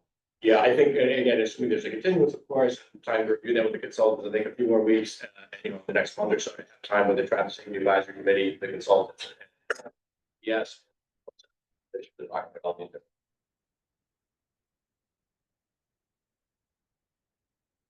My colleague, board member Jinta is saying, maybe we even have the chair of TSAC just tell us what happened at the meeting, just be efficient. Planning board, they're already writing a report, isn't it due in 30 days from when the application was? They did take a look at this, they're planning at their next meeting on having a discussion about it again to try to package comments for you. Okay. Yeah. Okay, so I guess that's taken care of. I don't know that we need to like call him in here to appear on the chair. I don't know whether that's necessary. That's up to the rest of you if you want. I appreciate, Mr. Agnew, that to taking the time to dissect and sort of unpack that is enormously helpful for me, just as one member of this board. I suspect my colleagues share that, but I'd like to exercise discretion as chair at the moment to take an interlocutory moment before we go into public comment to flesh this out and synthesize it, and ultimately to invite a motion and a vote to formalize the launch of these things. And what I'm hearing, and allow me, if I may be so indulgent as to attempt to paraphrase, but please correct me if I miss anything. What I'm hearing Mr. Ireton say, that I'd like to open it up to my colleagues to discuss before I'd like to entertain a motion and a vote to formally launch these requests. That we are, as that Mr. Ireton is suggested and recommending that we exercise our board's discretion under 40B section 20 and 21 to request technical and peer review in the following categories: storm, water, and civil design and engineering to peer review Mr. Mirren and Bowler Engineering, traffic analysis and impact and parking to peer review Mr. Dirk's presentation from Vaness and Associates, and architectural design review to simply peer review best practices and give us further guidance, with no presumption to presume that we are judging any of the experts and professionals, but really to guide us to, be able to analyze best practices on architectural and built environment. The three peer reviews that I heard, I believe, Mr. Eigenman, is that, that's just in the peer review. And then you had mentioned, five categories with respect to our boards and commissions, where we seek to essentially formalize, maybe simply restating what's already underway, to request of our planning director and the planning department to put the following boards and commissions on respectful notice and query that we will be looking to them for either input, analysis, perhaps with fair notice, request to invite them to attend and further counsel and guide us in their vertical. Those five categories I heard were Conservation Commission, to tell us about the 100-foot buffer within which a small portion of the building is located, and or other things that fall within their purview. A representative from Water and Sewer Commission, to explain the privilege fee that I think you made reference to, and or other areas that may either exist or evolve. Energy Advisory, a consultant, though we don't have one within the city, that could guide us with respect to green related materials, material science, that's part of the built environment and the geotech. A representative from our city engineer with respect to Newburyport's stormwater management ordinance, rules and regs and the like. And then finally, number five, our building department, our building inspector, with respect, of course, to the building department. Was there anything that we missed? Because then I'd like to open it up to just a quick discussion of our colleagues to see what else. I forgot to mention, the building inspector, because there are waivers requested from local. Right, I should have mentioned that, I'm sorry. no, But TSAC is the one you left there. and TSA, okay. So I mean, I think that it's important for us to formalize this on the record so that we can establish a baseline from which we have formally requested either advice, counsel, advisory, input, and or attendance from members of our boards and commissions that are part of city government, as well as to seek the outside peer review and analysis, in technical review from, the three category areas that we mentioned, to which we heard as part of the application. Jamie? I just want to comment on the architectural peer review. Given that it's sometimes done and sometimes not done, it'd be really important for us to see the scope of that before we agree, Absolutely. right? So obviously the traffic and civil, we're good with that, that's very standard, no issue, but like to see the scope of the architectural peer review before we launch into that. But perhaps what we'll do, and my apologies if I juxtapose any of this, I want to pull and vet and unpack this amongst the members, which will essentially hopefully synthesize for us a formal question to ask you on behalf of the applicant. Does this make sense? Is this something you'd like to comment on, et cetera? But for now, I think these are the headline categories that will allow us to drill down further. So with that, and Mr. Eigenman, is that a fair? Yeah, it's fair. It is. And again, I don't want to ignore the scope of the architect. I definitely we do have to do that. Right. But Okay. I think that would be the correct. I could make that motion if you want. Well, I mean, let's, I'd love to pull the board first and just see if there's any further, and thank you. Members of the ZBA, having heard what we've just sort of discussed, is this interlocutory moment to get into peer review analysis, commissions, and further advisory input. We heard it from Mr. Eigenman, and we've seen the staff report. Thoughts, comments, missing pieces, Mr. Chairman? Yes. Just on the architectural, I defer the board on what we want to call peer review. But for architectural peer review, so to speak, I think it was mentioned, I think by the chair and by Mr. Eigenman, best practices is the term we often use, for urban design or architecture design, I think is the way that I would look at that, the lens I would look at it through. Only because we're obviously trying to create a walkable, vibrant area here that has the interaction between, this group ride and everything else. So I think it's really down to the attorney's question. I think it's really down to best practices that can be utilized in the project like this. So again, it might be written scope and elaborate a little bit on that, but I think that's the general sense that I understand this. Right. I don't disagree with that. I think the applicants made it clear that the design aspires to a walkability aesthetic without putting any label on it. It's my own, just sort of very, very preliminary assessment from what we've seen, what we've heard, but the most we can hope for in peer review from an architectural standpoint is alignment with best practice. Council, is that fair to say? Well, I'll leave it to your judgment. I think you have broad authority to require, for retained a consultant to look at design review of the building and the site. That's what the regs say. Okay. You have that authority. We're supposed to work cooperatively with the applicant on scope, but if you can't agree, you still have. So if you want to limit it to, you know, just those kind of best practices, that's fine. And again, recognizing as the applicant pointed out that there's a factor in carry in the 40-yard district for sort of design guidelines, like the best setbacks and so forth. We attempted to address in the 40-yard district, and those were only certain guidelines, we obviously had to remove those things the city moving forward. But best practices is one of the reasons why we had certain design guidelines put into that zoning district by the train station. Okay, thank you, Director Ford, Council, thank you. With that, Mr. Ginter, why don't we start with you? I just want to question that. I'm not sure at this point we should limit ourselves. We haven't even retained anybody yet, so we don't know what. We have no idea. The limit.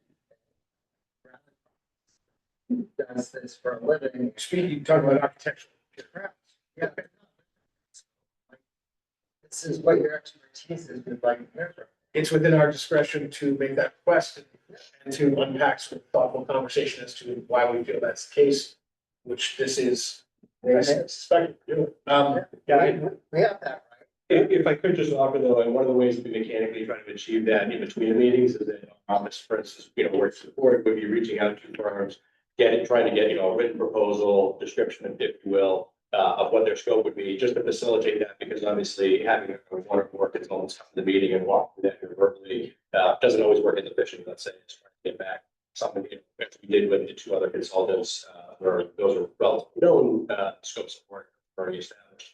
But again, understanding exactly what you're getting at, it's just that typically in order to facilitate your discussion in the next meeting, we will often try to describe what you discussed here today and package that for the consultants so that they can come back and give a written proposal that is hoping to get the scope that you need. So if you're able to describe anything you are thinking of, it's helpful for us because we can get that, something from them for your consideration.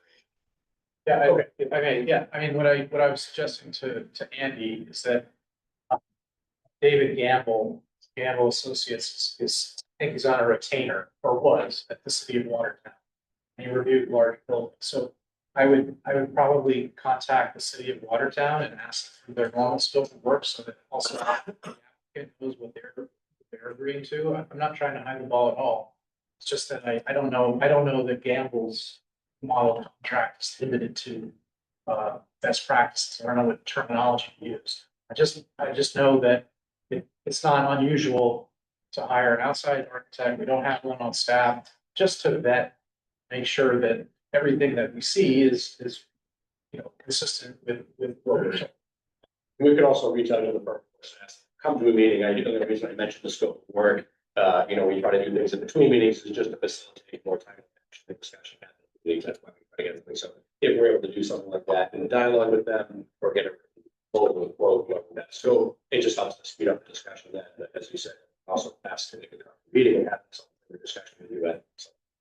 Okay, thank you, Rick. Let me continue to poll the board members, and I'll take sort of a moment to say we will put a temporary pin in unpacking further the architectural design review for the moment. I want to get a sense of what we agree on is something we can establish with respect to peer reviews that we all believe we should request, and then we can delve into the taller grass with respect to potential architectural design review and its scope. But Mr. Bennett, and I'm sorry, Mr. Ginta, is there anything further? Thank you, sir. Mr. Bennett. Yeah, I just had one observation. I agree with Mr. Ackerman. Certainly the sewer payments and the negotiated numbers are relevant. And I asked the question a little uncertain as to whether we can revisit those, that portion of the development agreement or not. Sure. Yeah, I cannot, but I'd like the legal counsel maybe to chew on that.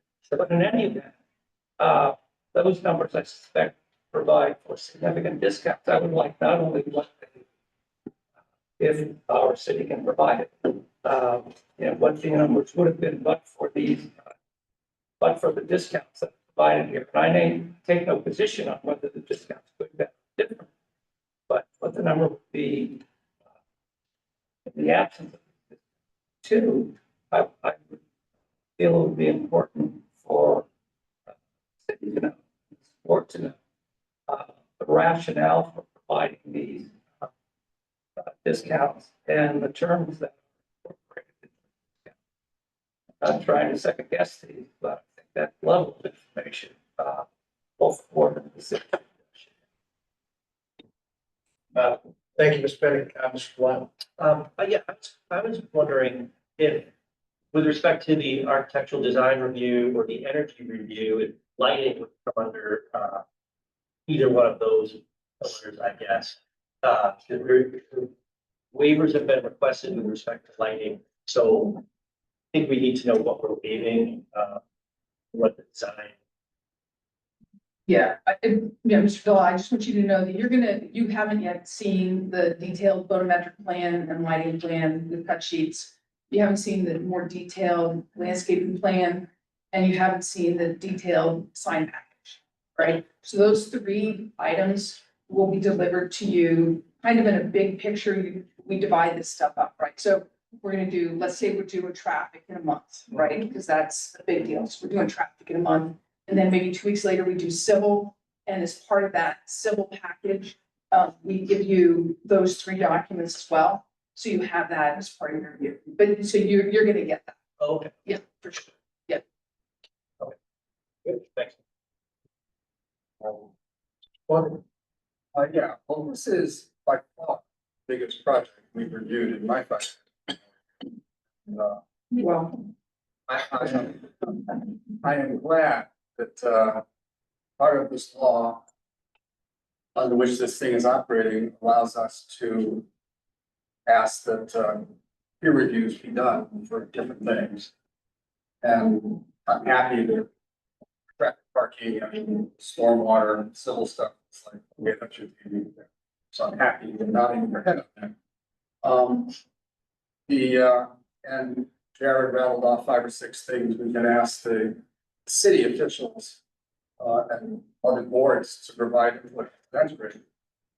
But to me, then it comes back around to the architecture and design. And I was delighted to hear from our attorney that's a specialist in this area.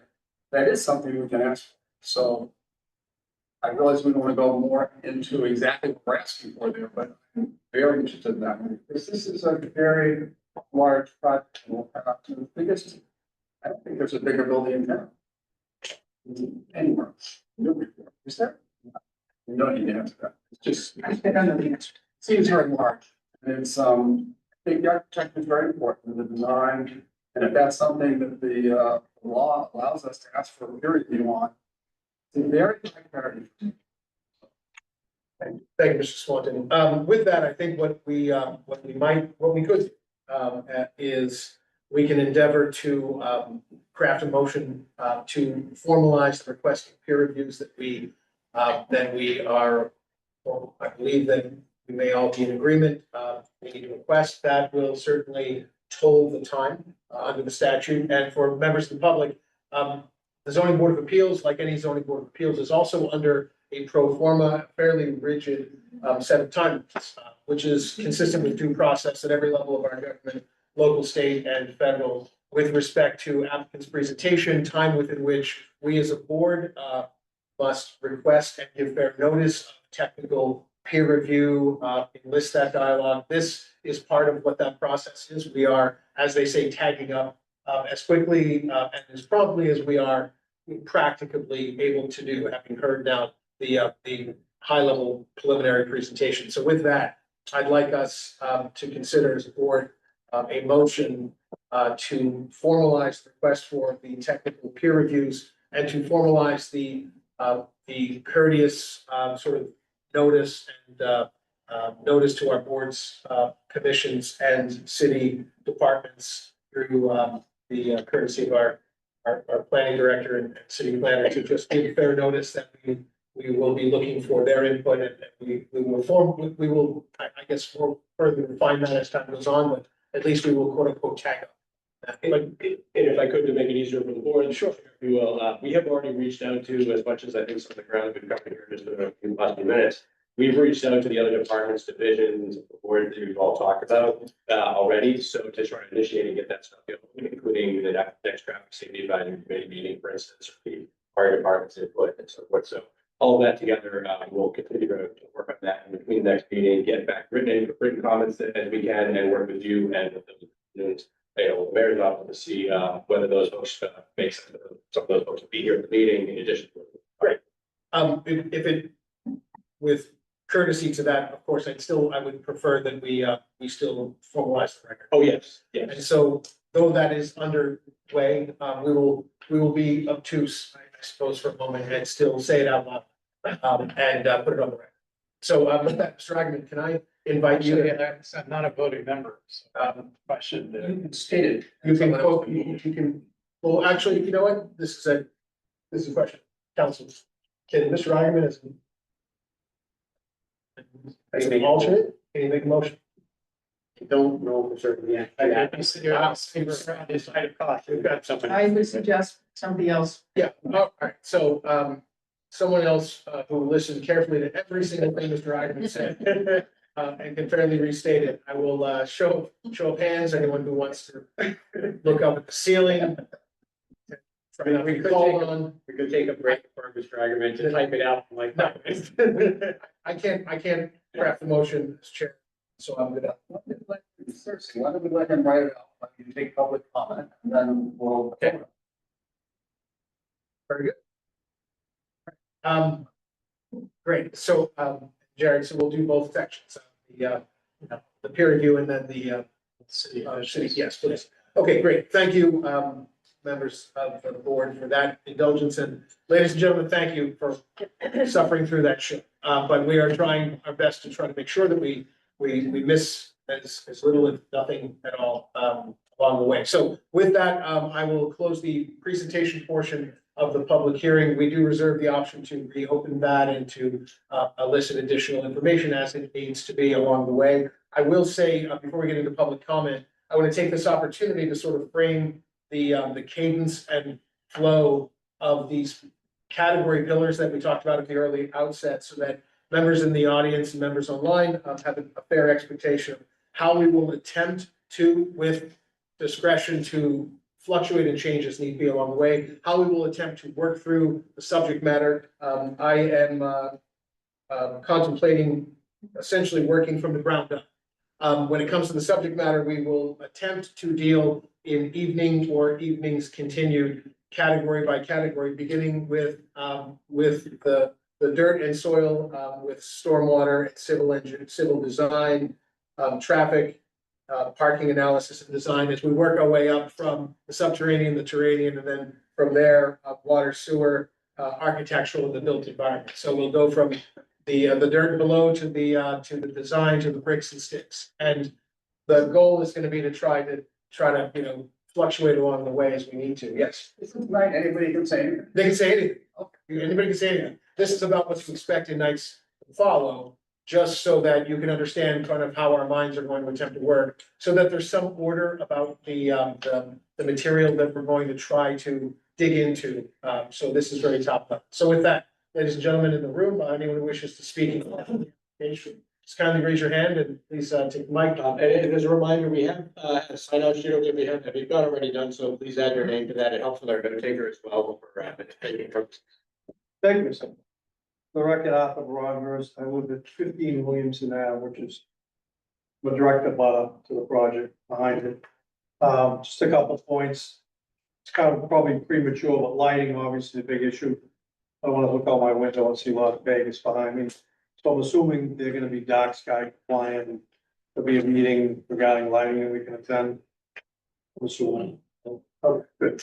And then one other thing, comment was made on the facing the project from Low Street, the right side, where there's a parking lot. It's gonna be in the back there with, trash. If there's a way they can design that, I don't know if there's a way you can, where you limit the backing up of vehicles. It's kind of like where Shaw's still running the same issue every morning.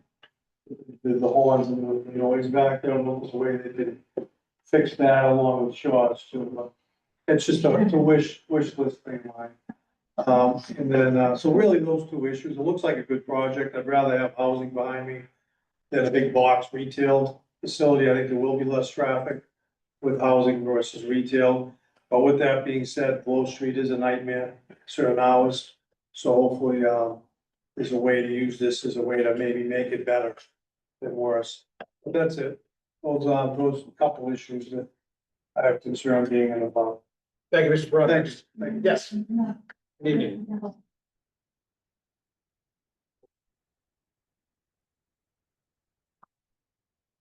Good evening, Mr. Chairman and members of the board. I'm Judy Timon, 39 Lime Street, and I do support housing at this site. I support this type of housing, rental housing. We need housing in the city, but I support housing with a well thought out urban planning design. And I don't think this project has it.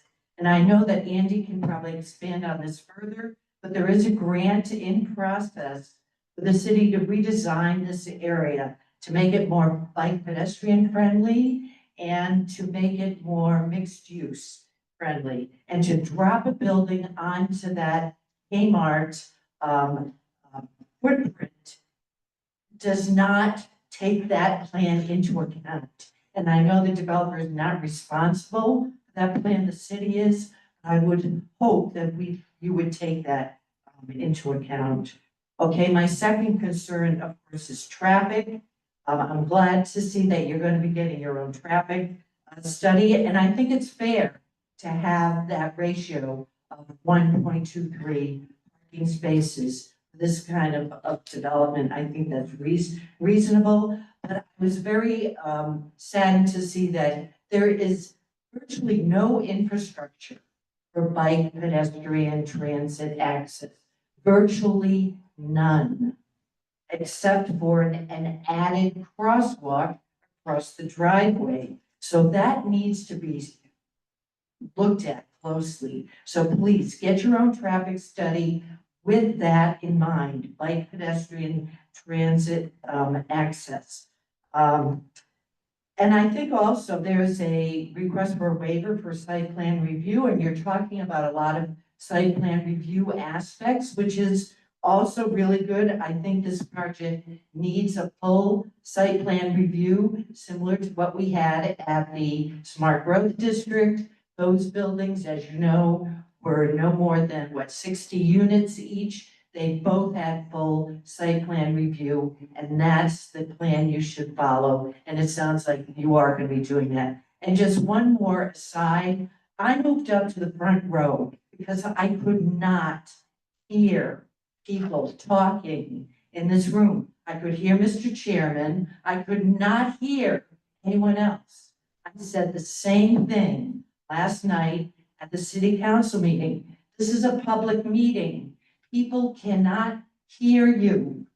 It's a public meeting. Thank you. Thank you, Mr. Timon.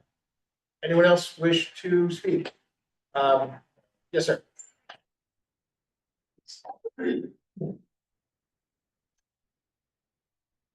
Hi, thank you for having me. Alex Sloth, I'm Project Manager with Minco Development. And I'm here tonight because we own the land that's across the street, the property to which the water from this site drains. So I'm not here to oppose this project, but just to bring up that we do have existing erosion issues on that site from the water that comes off this site.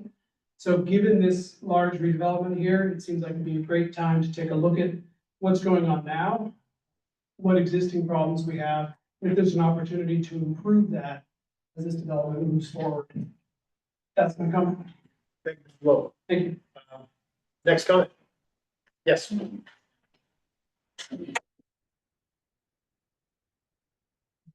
Hi, Beth Chalk, 144 Low Street. So this is literally on the street where I live. And I am broadly supportive of this project. Housing is absolutely imperative and it's going to be way better to look at than an empty old Kmart. So thank you for all the work on this. But as a person who walks down Low Street regularly and bikes down it a reasonable amount of time, I do encourage this independent traffic study. In particular, I think it would be worthwhile to look at peak traffic as a broader time period. For example, Anna Jake's hospital shifts occur at 3 o'clock in the afternoon, and that's also roughly when schools are getting out. So just from my own personal anecdotal experience, the traffic backups from Story Ave down Low Street really tend to take place in between 2:30 and 4:30, more than 4:30 to 5:30.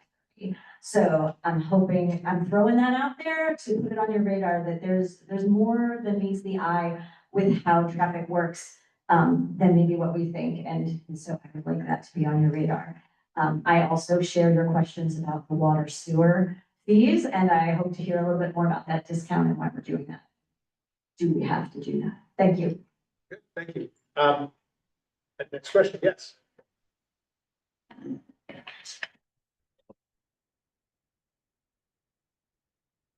Thank you very much, Mayor Delai. I live at 33 Elmira Ave, and like some of the previous speakers, I too agree that this affordable housing is something that we in Newburyport really need to address, and this project, I think, broadly does address that need. I was happy to hear the conversation about peer review studies, particularly in the area of traffic.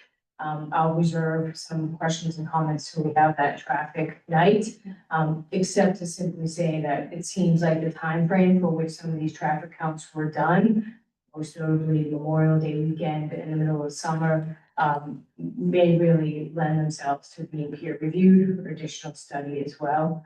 And also the comparison, it's a little bit misleading to talk about the comparison to what Kmart might have generated. That store's been closed for 8 years.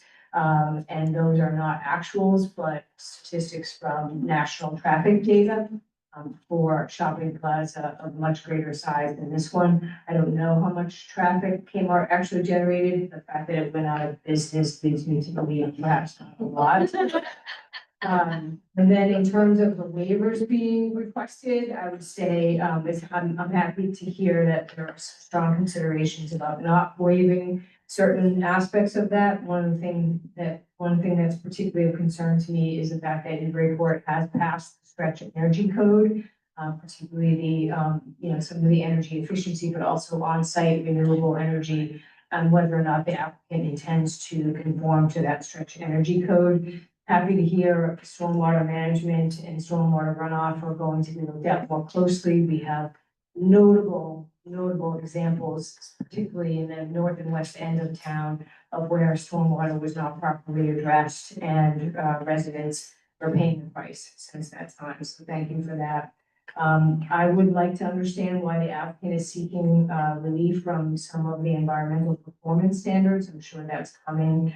And I think overall, just wanting to see that if this project is built, that it does a much better job of integrating the residential with the strip mall. And people have referred to this, instead of just setting a residential building into the middle of the strip mall, really being thoughtful about how we integrate pedestrian access, bike access, and just make it look like it is a cohesive, organic, active living community, as opposed to just a building set down where Kmart used to be. So thank you very much for your time, and thank you to the applicant for really working hard to try to get us a project that increases our stock of affordable housing.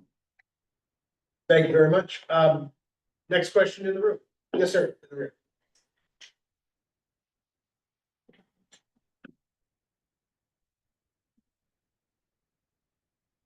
Good evening, Chairman and Board. Thanks for the opportunity to speak tonight on behalf of Susan and the resident of Newburyport. My name is Jim Farrow, and I live on 15 Richardson Path in the Olean Woods neighborhood. There's a lot of concerns, I think, that everybody in Ward 5 has, particularly around pedestrian safety and traffic on Low Street and Story Ave. I can tell you that coming out of Russell Terrace and trying to cross Story Ave is kind of like playing Frog, the video game. It's pretty dangerous. I've actually been in a car accident on the Tobin Bridge, where I totaled my pickup truck. And I can say that every time I cross Story Ave in and out of Russell Terrace, I feel like I'm taking my life into my hands all over again. Not to be too dramatic. We have traffic studies, but I can tell you as a resident that, walks, drives, bikes, up and down Story Ave quite a bit. The data doesn't, support what I see with my own two eyes. It just clearly does. I think there's been some comments that have been made tonight that there's different timings, selective data could be involved in all these things. So having another peer review study on traffic, I think is going to be incremental. And I think it's very well justified in this case as well. The Oleo Woods community is about 13 years old now, and the developer had to go through really strict conservation demands, I guess, from the city at the time. There's only 25 residences in that single family residences, with the exception of a duplex in that community. He had to jump through so many different hoops to appease the conservation committee. I don't really see that reflected in this project whatsoever. So I'm a little curious about that, because as far as I'm concerned, just like there's a housing crisis, I thought there was an environmental crisis on this as well. So maybe a little bit more consideration into the environmental impacts. Lastly, impact on town services. Anna Jake's Hospital can't handle the population of towns as it is. My wife was registered nurse there for quite some time in the ICU.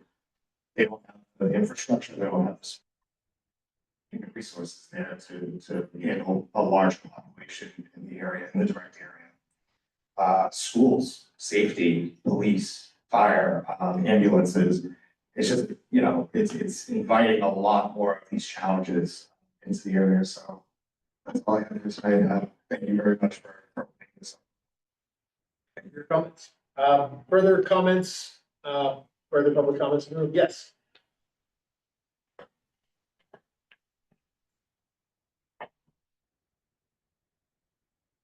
I am Laurie Naughton. I live at 8 Doe Run Drive in Newburyport.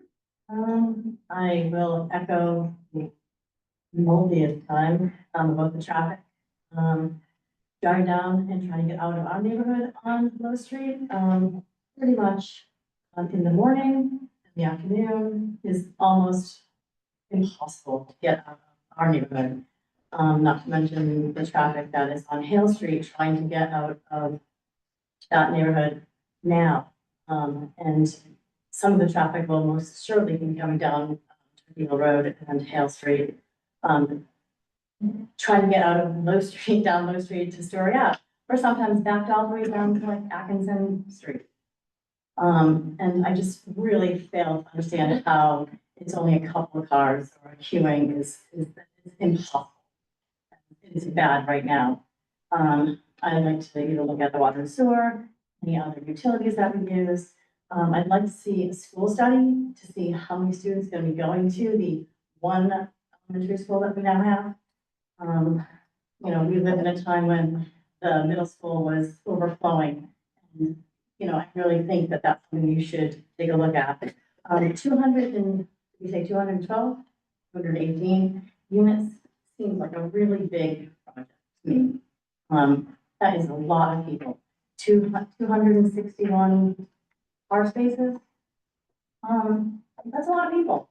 And not all those people are going to be taking the bus. People are going to want to go downtown. People are going to be wanting to go everywhere and use everything. And I would like them to be part of the community, but I also don't want to forget the community that is already here. And I'd like to know, is that going to be available to people that live in Newburyport?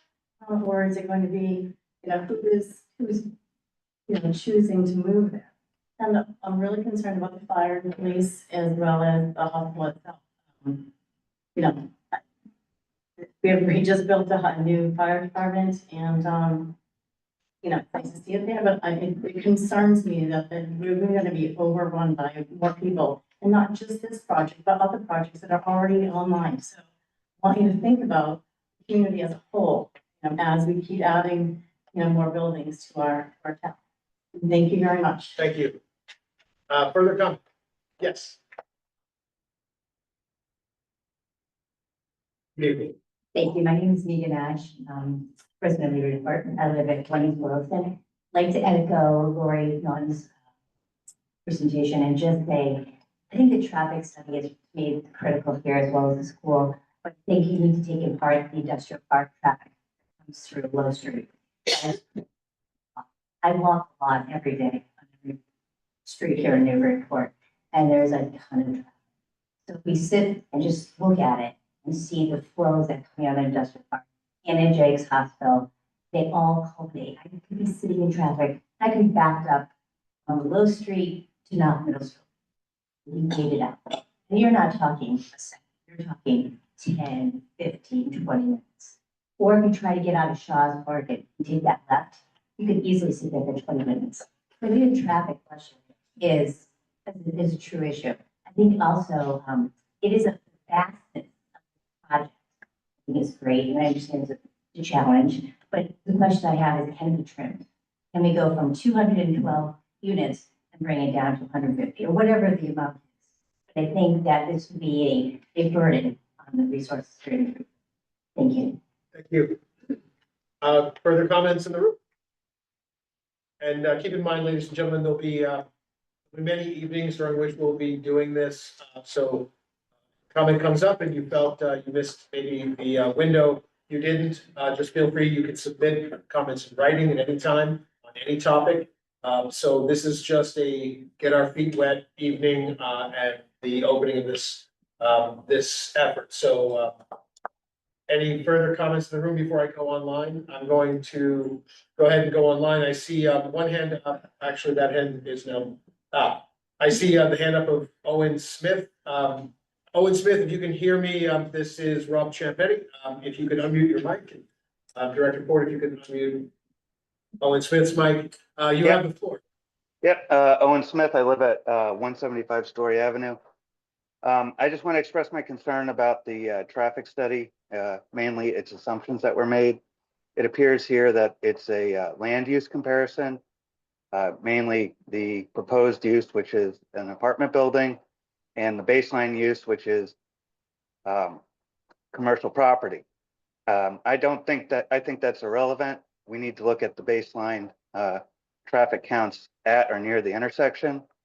And my concern is the fact that they're predicting 848 cars per day on a weekday, with 50% of them making left turns at the intersection, compared to the traffic counts that MassDOT reported. I don't see any current MassDOT data in this presentation, and I'm curious if they accounted for the actual demand right now, because my anecdotal evidence is queues frequently go beyond this proposed intersection for people turning onto Story Avenue. And my concern is with the 50% left turns in front of Haji's, why there are no mitigations to account for that left turning traffic, because that is a significant increase from the baseline.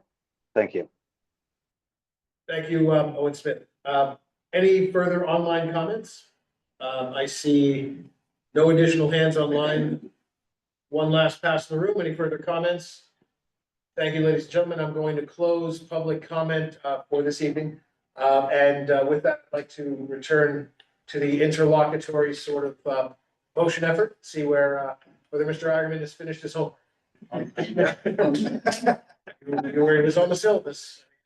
So, okay, so it looks like he's handed the laptop to Mr. Ginta. That can't be a good sign. So I will, Mr. Ginta, do you wish to frame a motion, sir?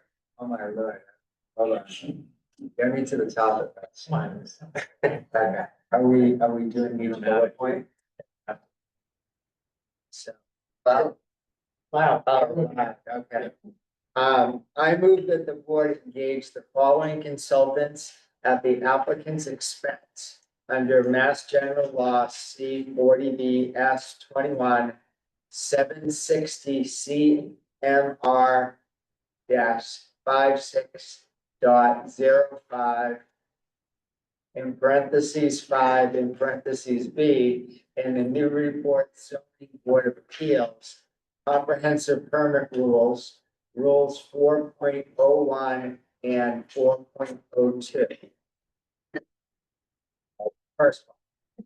Check it. Yes. Number 1, TEC Inc. for transportation and parking issues, including peer review of Van Ness and Associate Inc. November 2024 transportation impact assessment. Number 2, Bill Christensen, PE for stormwater and civil design issues, including peer review of Boulder Engineering, April 22nd, 2025, drainage memorandum and a professional architect licensed in the Commonwealth of Massachusetts for design review, including evaluation of the architect team Inc.'s drawing and renderings. Next part. I further move that the board requests the appearance at our public hearing of representatives of the following city boards or officials under Mass General Law C 40B S 21.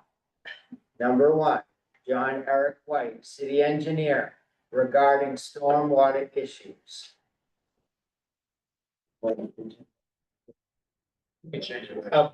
May I interject point of privilege? Perhaps rather than make a motion for them to appear, perhaps we consider making a motion to put them on notice to be requested to appear. I said request. Should I miss that? It does say request. Great, my apologies. Not subpoena. Yeah, I don't wanna, I still have to drive around in this.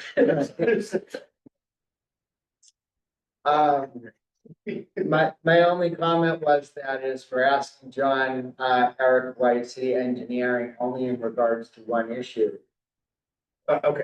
Could we just ask him to come on any issue that?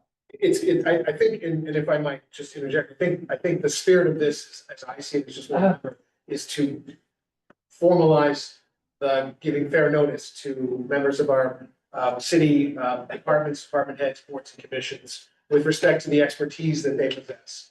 And I want to also just say, and I don't think it's on the list, the school committee should be included with respect to any information we may seek or need with respect to schooling.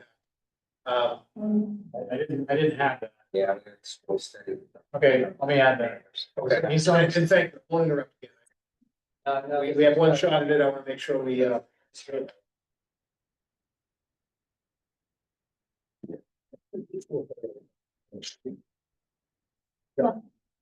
Okay, number 2, building inspector Greg Earls regarding local building regulations.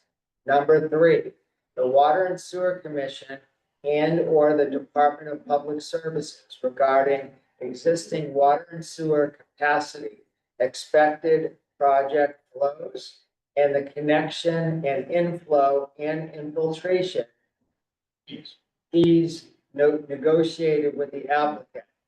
The number 4, the Energy Advisory Committee regarding energy efficiency and greenhouse emissions. Number 5, the Traffic Safety Advisory Committee, TSAC.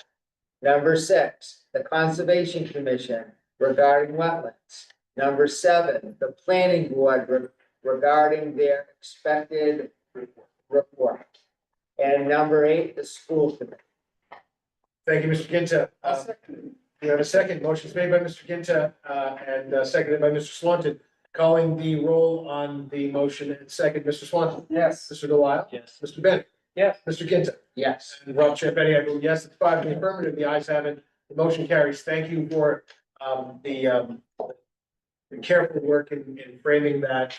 And with that, we can sort of close that sort of interlocutory moment to establish and formalize the record. And ladies and gentlemen, just for sort of, full visibility of this part of the process, tedious though surely that may have all felt, and seemed, it is not expected to be like that going forward. This is the predicate on our first evening by which we as a board must sort of set the tempo and cadence for the technical peer details and expertise that we as board members need on behalf of ourselves, each other, our city, and this board, and in fairness to an applicant and to each and every one of you, both present and online, about making sure that we have all the data, expertise, and information and experience necessary to prism the best possible, thoughtful, and credible result in the very end of these many, many evenings to follow. So thank you for your indulgence. With that, Attorney Mead, was there anything? I see you've taken the podium, so I suspect there's. Well, no, I didn't know what your next step was, whether you wanted to have a continuance. I think so. Well, then thank you for that. So because we've gone through public comment, we've gone through getting this peer review and city board commission material underway.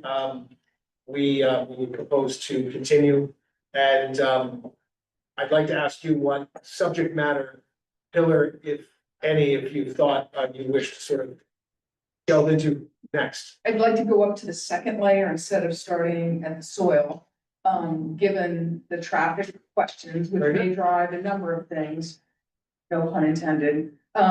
So if we could continue to July 22nd and have traffic that night.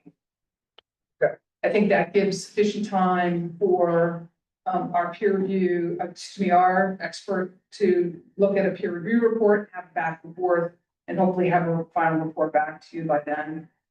And then just to forecast, then 2 weeks later, because now we will have, the civil will have had all of this time and hopefully comments from city staff to do the civil peer review 2 weeks later after. So your second meeting in August, we would like to continue to, which I'm not sure what date it is. I'm sorry, we're initially here though. Oh, excuse me, July 22nd. 22nd. Yeah, so I skipped a month. We'll continue for that, yeah. Yeah, so continue to July 22nd to hear traffic. Okay, and I think the best sort of format going forward, so that anyone in the audience or online, as well as ourselves, each other, are on fair sort of disclosure and notice, is to at the end of every evening where we're undertaking a comprehensive permit, we have this kind of discussion with the input from the board, and let everyone know what we're going to be aiming for subject matter wise next. So for right now, we can take up what's after that in August at the 27th hearing. Right, But but for right now, I'd like to make sure that Mr. Christensen is working on the stuff with Bowler for the first meeting in August. Right, we'll continue to work in between, even though you may not be talking about civil and stormwater at the next meeting. The work will continue in the background between these folks, so that there's as much preparation for your discussion and the issues. Hopefully being better resolved, or issues being spoken to by the consultants in their reports and attendance at the meeting in second week of August. okay, having heard that, and sort of the cadence of what would be our next meeting, members of the CDA, comments, thoughts, begin, Mr. Eigenman, we'll start with you with respect to what Attorney Mead is asking. Continuing to Is July 22nd is enough, you said. Yeah. If that's enough time for tech, that's good, let's. I don't know whether the traffic safety advisory committee might want some additional time on the for the chairs in our discussion as we get into. In terms of TEC and the tech review that we do between departments and people staff. Yeah. That I think it is reasonably straightforward. With the traffic safety advisory committee, they might have initial feedback and there might be further feedback as we see the discussion of your next meeting. Then we wish to chime in further.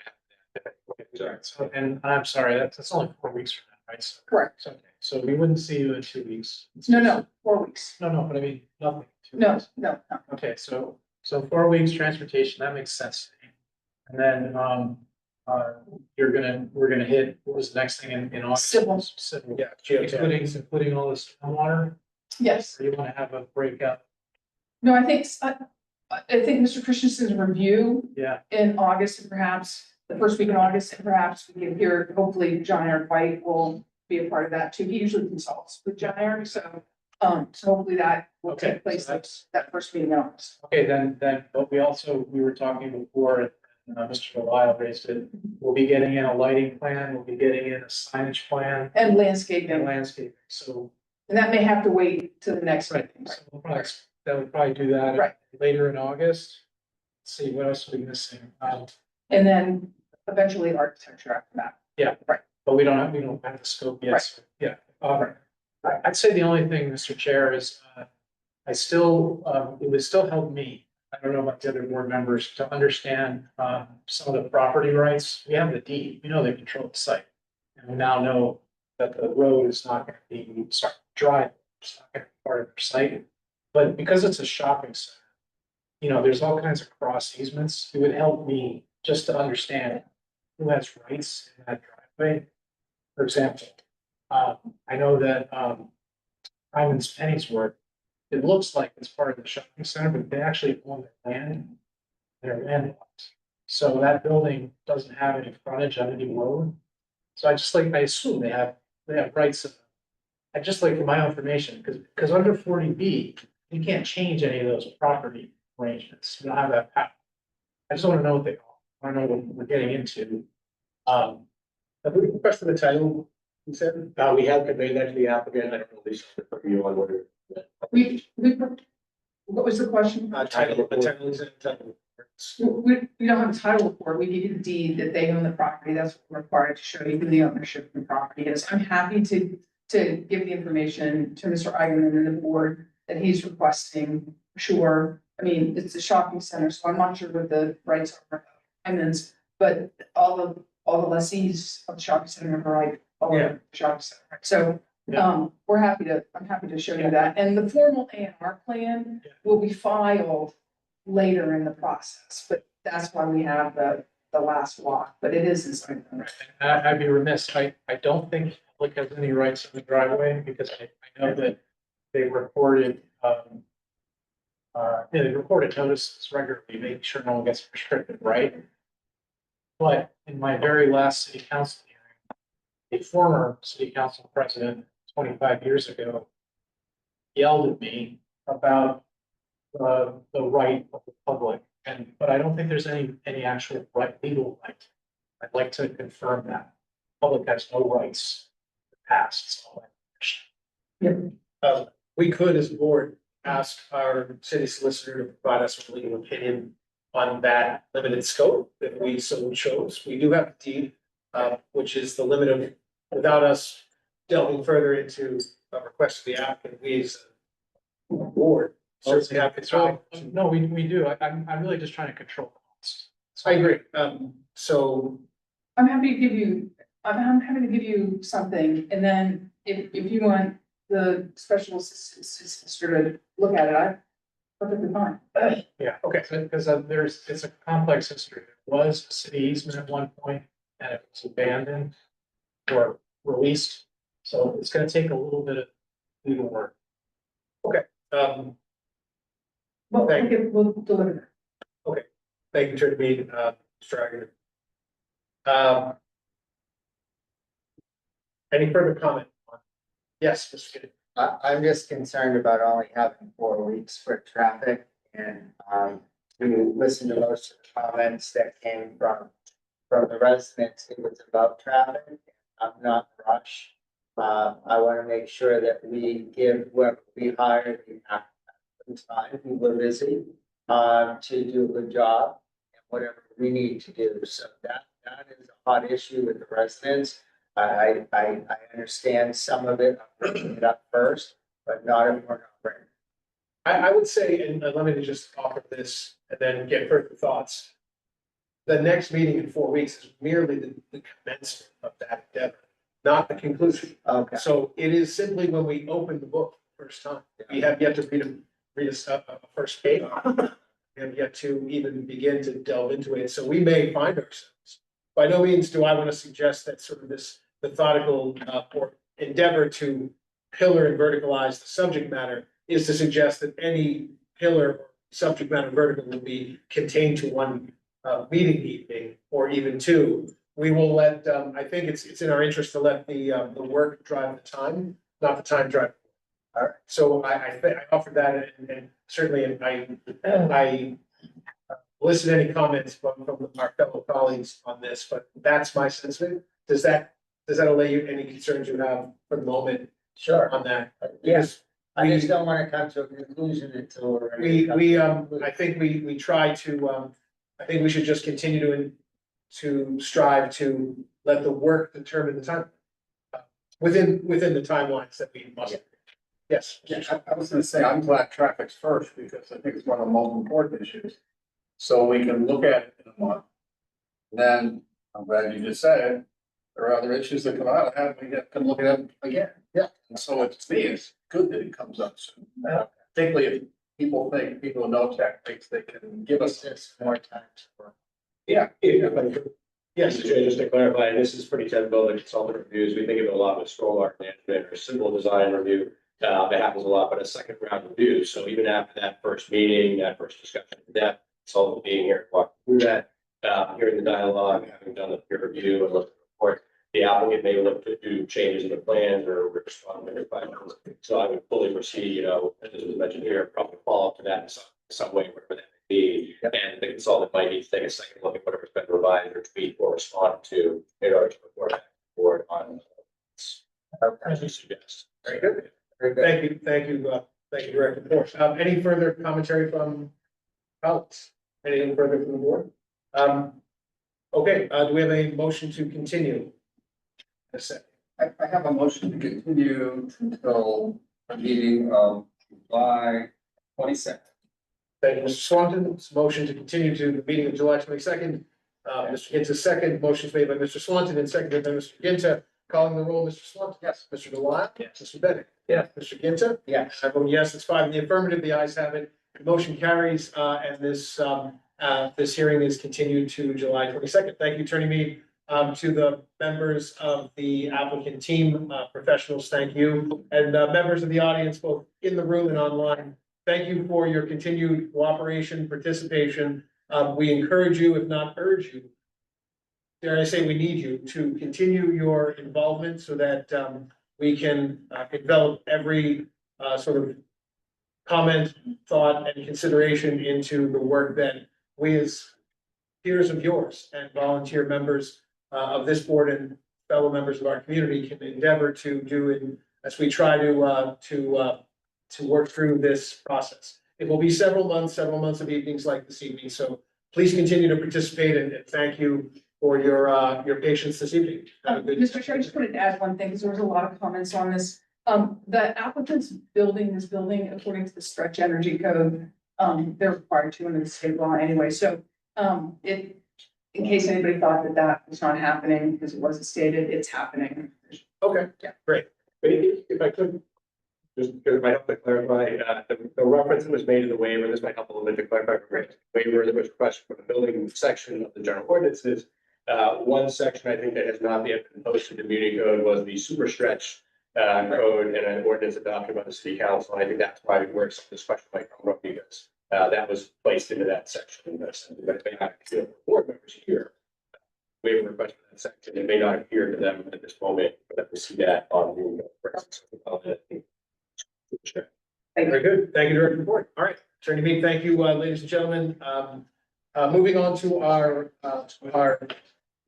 final public hearing. This was the matter that was second on the agenda, which we moved to last with the indulgence and appreciated indulgence of council on behalf of Drayton Tola on 20 Erie Avenue. The matter is continued from May 27th, 2025. The applicant seeks all necessary permits, conditions, approvals for a special permit for nonconformities to reconstruct the reconstruction of the pre-existing non-conforming single-family home on a lot with insufficient lot area. New dwelling will expand vertically and will maintain the existing non-conforming front yard setback. And on the hearing of 527, council, I believe we had invited you and your client to revisit some of the considerations on design, and certainly we're happy to hear from you. Thank you, Mr. Chairman. It's been a long night. I could give you promotion there for a moment. Thank you again for having us back tonight. We were here on the 27th, and we were here to discuss the reconstruction of the property at 20 Erie Avenue.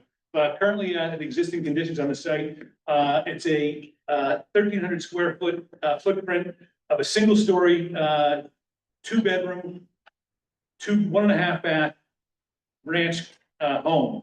The applicant had proposed reconstruction of the site with a building on substantially the same footprint. In fact, footprint in this case is 1,320 square feet. The footprint on the existing structure is 1,315 square feet.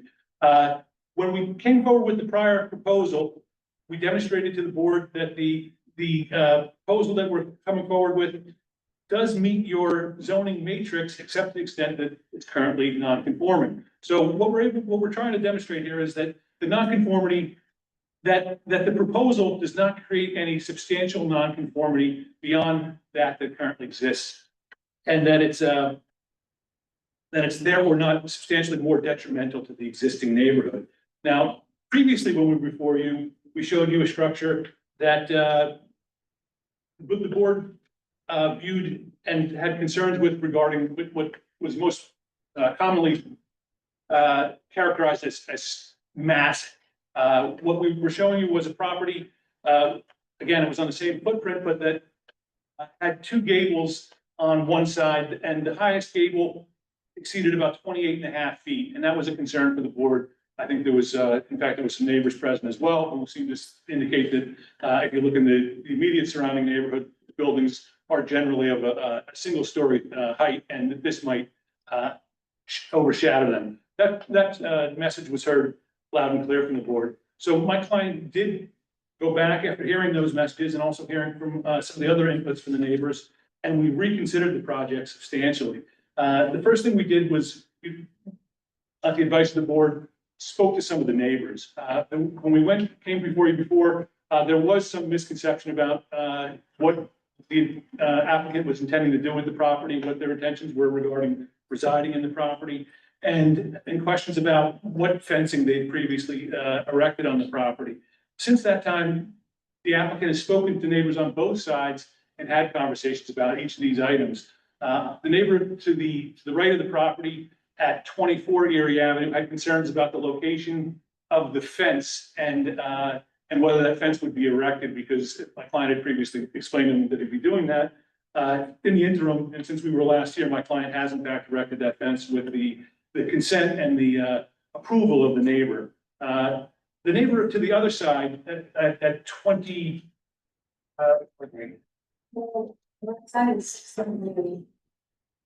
Correct. So the neighbor to 22 Erie. 22 Erie, thank you. The neighbor to 22 Erie had some concerns, and as did the board, regarding the engineering that the applicant had put forward. And previously, we had indicated that there was the distance between the existing structure on 20 Erie and 22 Erie was a distance of 20 feet.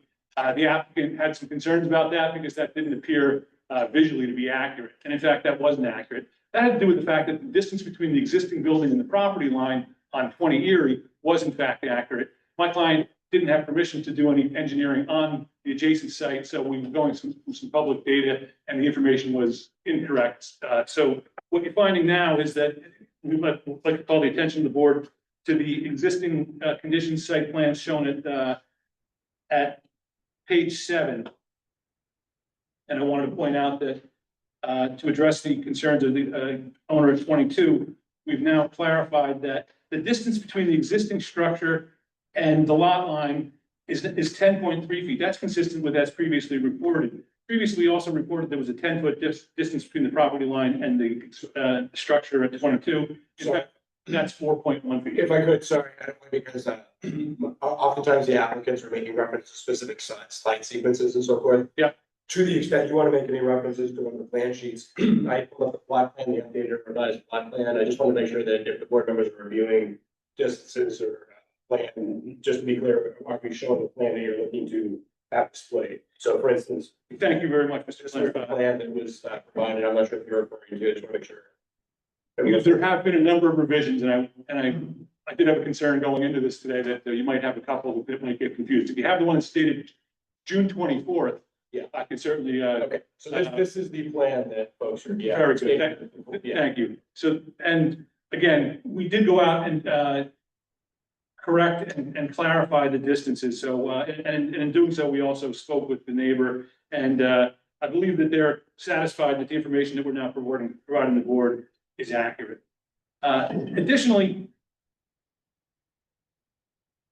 I also want to point out that the fences that were, there are fences that surround this property on 3 sides, and we've now detailed them on the site plan so that the board can understand what the sight lines appear to be. But most importantly, what they've done is ask their engineer to bring down the elevation of the building. As previously shown, we had a mid-grade elevation at the middle of the eaves at 28.5 feet, and with the highest point shown at about 33.5 feet. We've asked the engineer to go back and take a look at that, and they were able to bring that down substantially by relocating the eaves and the gable end, and in fact, removing one of the gables. So you bring down the scale quite a bit, and it goes from what had been a maximum height of 33.5 feet down to 28.5 feet. So we're coming down about 6 feet in that dimensional requirement. And I think that that really was intended to address, but I believe was the board's primary concern about the massing on the site. And I think they've done an adequate job to address that. And then finally, we also heard from this board, and pardon me, not the board was a little more gentle when it came to criticism of the design, but we did hear that some people were concerned with the aesthetic of the proposed project. We're looking at a modern farmhouse design with a lot of vertical siding, and that seemed to have some kind of there was some sentiment that was inconsistent with the character of the neighborhood. So my client has gone back to the design and looked at converting that modern farmhouse look into something more traditional. And we come up with a more colonial design that instead of having vertical siding has traditional clapboard siding, and with some nice accents that are provided by the party board manufacturer. So in sum, we are hoping that the board recognizes that what we're primarily seeking to do is build vertically on the existing footprint. We are not expanding the impact on the streetscape in any substantial way.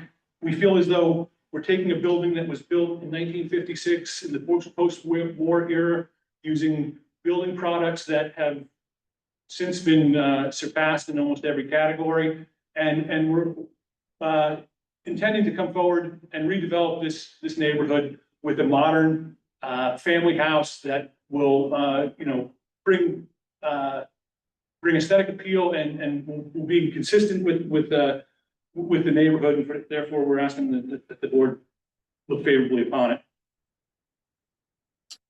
Okay, thank you very much. Anything further? Let me just make sure I'm not, well, certainly I want to, as we get into the discussion, and I apologize, I do think it's important that we take a look at some of the existing homes in the neighborhood. Now, when I was here previously, I showed you some houses to the left and to the right, a few houses up and a few houses down. And there was some concern there that the lots immediately adjacent that had some of these larger buildings on it were of a larger lot size. Well, what I wanted to do, and what I would ask, if I can ask the planner to please take a look at sheet 11 on the PowerPoint presentation, which is an aerial overview of the neighborhood.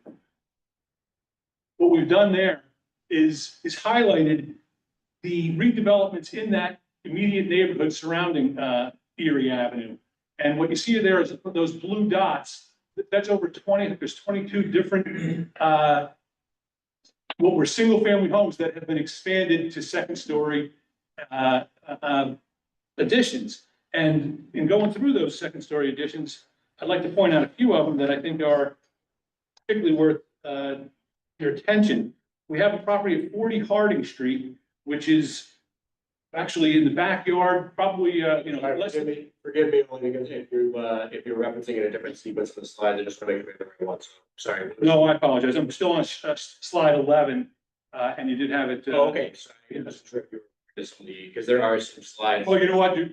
I should probably, have my own clicker, because I am referring to a lot that's shown on, lot 7, pardon me, the aerial on Harding Avenue. I think it's important to understand where it is relative to Erie Avenue, but then I'd also like to draw your attention, to the information on sheet 17, okay? So Erie Avenue is Harding Avenue is one street to the north of Erie Avenue, and 7 Hardy is a corner lot that was recently redeveloped and had previously, it consisted of a 1,360 square foot living space on a lot that was 0.14 acres. Now, this board in 2024 allowed them a special permit to expand the footprint of that, to expand that structure by 1,030 feet. And that was expanding the footprint, not a vertical expansion. So in that instance, you took a lot with 0.14 acres and allowed 1,030 square foot expansion. I also want to point out a property at 40 Harding Avenue, which is just to the rear on 0.18 acres. That's a house with 2,084 square feet and 2 stories. And that likewise was recently awarded a special permit to reconstruct. Additionally, you have a property at 27 Mosley Avenue. That's on just under 0.2 acres, 2,169 square foot redevelopment of an existing lot. And without having an engineer scale on it, that building clearly goes well above the 30 feet that you're otherwise trying to target in this district. So what I'm really trying to point out to you here is that what we're asking for is consistent with what other neighbors have done in this neighborhood. And this neighborhood is not just the 3 or 4 houses to the left or to the right. This neighborhood is the 300 or 400 houses that exist in Mosley Park. And there are lots in that Mosley Park that are 4,000 or 5,000 square feet. There are 20,000 square feet lots. This neighborhood is it consists of there's already diversity here, and what we're trying to do is adding a new element to this neighborhood that we think will maintain its character, but allow for this family to enjoy what Newburyport has to offer. And again, we ask this board to look favorably upon the application. Good, thank you. We'll close the presentation for the moment. We'll go to public comment. And anyone wish to speak? Sure. Yeah. Up there, here.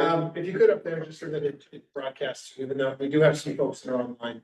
We're mainly trying to speak to this little device here. Yeah, it's allow. Don't even worry about that. What's that? Yeah, as long as you project to the owl. Okay.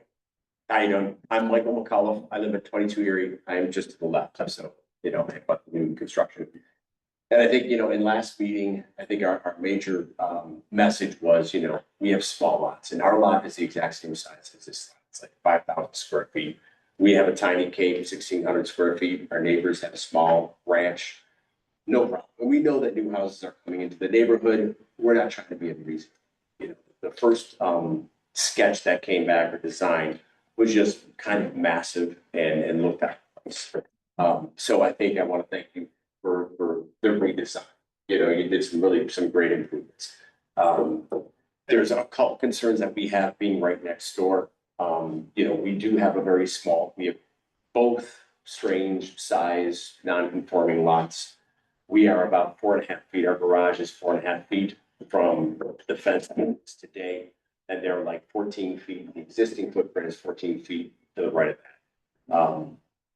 We spent a lot of time on our back deck, and I know, being a small house, we do spend a lot of time outside in the summertime. And what they're proposing, I don't know, back to that sketch, but and I shared some pictures online. I don't know if it's worth looking at those. You can reference them later, but essentially, there's going to be a very large house now right next to our deck with windows looking right into our backyard, about 14 or 15 feet away. And I don't know if it's unreasonable to ask that they stay maybe more with the original lot line. If you look back, I can kind of point it out here. So this is our garage over here to the left.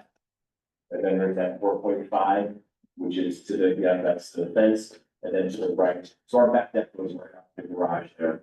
And then they're proposing 10.3 feet from the back of the house. It was 14. And again, we had some privacy, and that goes away. I don't know if that's going to affect the value of our house. It certainly affects our privacy. If there's something they can do with landscaping to put some, I don't know, some big tall bushes there that might help with some of that, we'd be open to that. But that is essentially, our concern as neighbors. But in terms of the aesthetics and the changes they made, I'm very thankful for that. And then I think there's an issue, my neighbors who wanted to be here, but they are working early tomorrow morning. So they wanted to come in to talk about the sewage a little more. We had a little bit of an issue with the sewage. It wasn't as bad as some of our neighbors though. And I think there was some fear that might impact that issue. Thank you, and I appreciate your comments. Mr. Chairman, I do want to, if I can just address something that Mr. McCall brought up. I'm not quite sure what sheet this would be in, but it would be in the design plans dated June 24th that would have come in today. There should have just, in one of those small packages, there was a few architectural renderings. And one more quick point. Sure. We intend potentially to expand either above our garage. And I don't know if this impacts our ability to do that at some point in the future. That was also a concern of ours. And then having a window on the side, maybe not having a window. And so that's what I was intending to point out to you. You can just go to the second or third sheet down, because we do have the gable end of this house. Now, the exterior rendering, one more. There we go. No, next one. That's one window. That's, you know what I call it. Yeah, I know what you're talking. Yeah. This, now I have a redesign of the end. There we go. Okay, so we're trying to think about the privacy that comes to that side. And there previously had been a few different windows on that side. So now what we've done is reduce the numbers of windows to just the two. Certainly fencing and screening is something that we would consider with any, a butter. And the fence that's there, I don't know if that is, also provides you the adequate privacy that you're hoping. It'd be good to be a little bit higher than the fence. It seems, Then we're dealing with building code issues with 6-foot fences. Right. And I will let this board speak to it, but I'm certain that what we're doing is not going to impact your future right to develop on your lot. If I could just reply, just, also from the city, generally speaking, the allowances of your lot are going to be totally defined separately according to the same zoning ordinance for setbacks from your property line. So they're not really impacting this. It's really the same questions of, how you fit within the envelope, so to speak, that's defined. That's setback. All right, I wanted to make sure that you had the opportunity to conclude any of your comments. Yes, those are my I know we've wandered a bit, but it's still your floor, so sure further. I think that's good. I mean, those are the privacy thing is the big concern. Again, I know that there's sewage concern that my neighbors wanted to. I don't know if they have a voice next week or next meeting, if they can come, they would want to be here. So. And they were here. They were here, but they got pushed. Understood. Some of them are very early risers. Anything further comment wise? That's it. Either. Yeah. That's it? Yep. That's very good. I will open it up to any comments online, and let me see, we have 2, 3, 4, 5, 6. Okay. I don't see any hands online. Going once, going twice. No further comments in the room. I will close public comment and we'll go to questions from the board. Who wishes to kick off? Who would like to go first? Well, I had a legal thing I wanted to point out. It's just, the frame of reference for what we're doing. By the way, I think the design is better now. Just say that. But is the existing building versus what's proposed. So under the code, they're really not supposed to have a building at all because the minimum lot size is 10,000 square feet. So it isn't so much how much are they departing from what the zoning says. You pretty much throw the zoning out the window. It's how much are they departing from what was there today? And is it substantially more detrimental? That's the question for us. I just wanted to clarify that. So we don't really need to get caught up with, the dimensional table. Just what's there today versus what's proposed. Very good. Did you get any letters of support from the neighbor? We did not go out and get letters of support. We knocked on doors, we had conversations with. Spoke to 6 of the neighbors since we've last talked to you. We did not. Or, okay. So we went out on, me and my husband. Yeah. So I'm one of the owners of 23. So we went out with my husband on Sunday and we figured to go Sunday because Thursday was a holiday. Got the plans back from the architect on Tuesday. Thursday was a holiday, everyone was gonna go probably away. Knocked on everyone's door on Sunday, waited until late afternoon so people could come back home from the long weekend to get ready for work on Monday. We went to the house first. Yeah, we have. To Newbury, yes. And I was able to speak to your wife later on. She said, you guys were having dinner. I said, I could come later at 8 o'clock, but I know you had spoken with my husband previously, about a week ahead of that, and we My actually. message to your husband was, come talk to us. Like your message to us last time was, don't waste our time without having had, I mean, like, they should come to us. Right, and that's. Part of the issue was they came on Sunday. And didn't have. So we spoke together. You guys were No, I out know. on the road, do your own thing, it was Sunday, I said, I come back at 8 o'clock, if that's better, we were having dinner. And we came back and we left it to meet at 5 o'clock the next morning, the next day, Monday. We came again, the garage door was open, we the balcony guys, weren't able to Yeah, get. I back to called. this. Right. No, I can't Yeah, no, totally understood. And then we went to house number 19. And his comments were at the end that it looks much better than it was. We went to house number 15, which is directly across from us. We had a long conversation with him, and his comments were, we spoke with him last night. Did you give a name? Just curious. House number, Or the address? Michael. Is it Dan? Is it Dan across the street? Domani is his last name? Yeah, it's Dan. Yeah, Okay. It would be good to and his number, have him here. I mean, I think this is. so he was house number 15, that's directly across from us. Okay. And we had a long conversation from him, we sat down with him at like 5:32 p.m. We did try to meet with him on Sunday, we knocked on the door, they had a family party, we understood that. Daughter came out, she said, if you could come back tomorrow, my dad is on the backyard having, family dinner. We went back the next day, we were able to meet with him. He said, I'm not sure if I'll make it at the meeting tomorrow, and at the end, he closed it with saying, I just didn't want to see a tall farmhouse looking in front of me, a tall building. Something has to be built into this house. It's the most rundown house in the neighborhood, which it is. It's probably you can see it on the pictures. We went to house number 16, which is the right side of us. Same comment he had, I'm not sure if I'm gonna make it at the meeting, and he said it looks much better than it was. We satisfied him with the fans that he wanted us to put on. So we put the fans on. We resurveyed the building for you guys, according to the E-rate. We had the guy come back out, check all the numbers to make sure that's what it was. It wasn't it wasn't more than that or what. Very good. Let's see. Questions from the board? Yes, please. Mr. Chairman. And thank you for that. I'm just rereading the minutes from our last discussion on May 27th, and most of the board members here said the house was too big for the size of the lot. And I just want to make sure I understand what changed here. I know the roof went in, but the square footage of the house is identical. Living area is not. It is the same, you're correct. Now, that's because we're building on the same footprint of an existing structure that has a footprint of 1,315 square feet. We are going up vertically, so, and that's why we're before this board. We're intending to do a vertical expansion, and it is beyond 500 feet. But it is not expansive relative to other expansions in the neighborhood. It's very much consistent with the other similar type expansions in the neighborhood.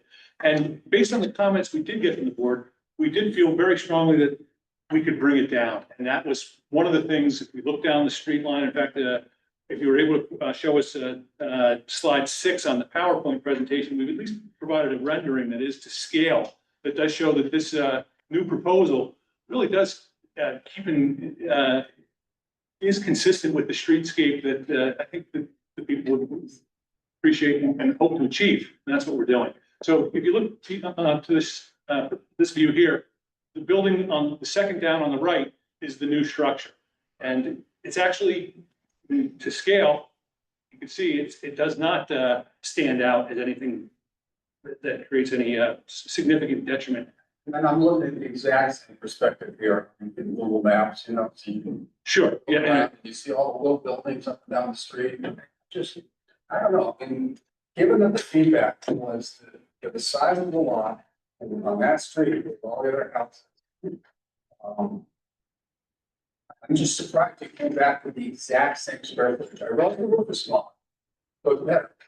And it doesn't feel like quite the huge, but I'm just surprised. That's So why. we're also trying to deal with the livability factor, because we do intend the livability factor. We do intend that this house be occupied by this family, but a family of, with, you know, a couple of children. And this is the type of house that is really desirable for, you know, for a family today. And that's the target market we're seeking. We're not expanding the zoning. We don't seek to create any greater nonconformity. We're still in line with the zoning matrix. We are only increasing the vertical expansion. We're otherwise addressing many of the issues that some of the neighbors have pointed out. And I think that what we're proposing is consistent with this neighborhood and not more detrimental than the current nonconformity. In fact, the current nonconformity is leaving a pretty dilapidated building that needs renovation. And that's what we're seeking to do here today. I have no question. You have another question? I have no. Oh, no. Any other questions? What did you mean when you said the target market that you're seeking? I just mean a family, you know, typical family that resides with school children and, you know, your typical family unit, I guess is what I'm suggesting. And not every neighborhood necessarily is to be designed for that target market. And that's why we spent the last 3 hours listening to proposal for a high rise with, you know, 1, 2, and 3 bedroom. Diversity housing is important. In these single family neighborhoods, it's important that we locate single family houses. In the last meeting, the applicant indicated that the applicant. Yeah, that's correct. Yeah. That's why I thought strange turn of phrase, Considering what. Any further questions? Remind me this. Oh, wow. So the current square footage on the first floor, I want to get this right, so I just want to bear with me. Total square foot, including the garage, is 1,315 square feet today, as it sits. The new proposal is twice that. It's 26,200 square feet, okay? And that's because it's a vertical expansion. Okay. 4 bedroom.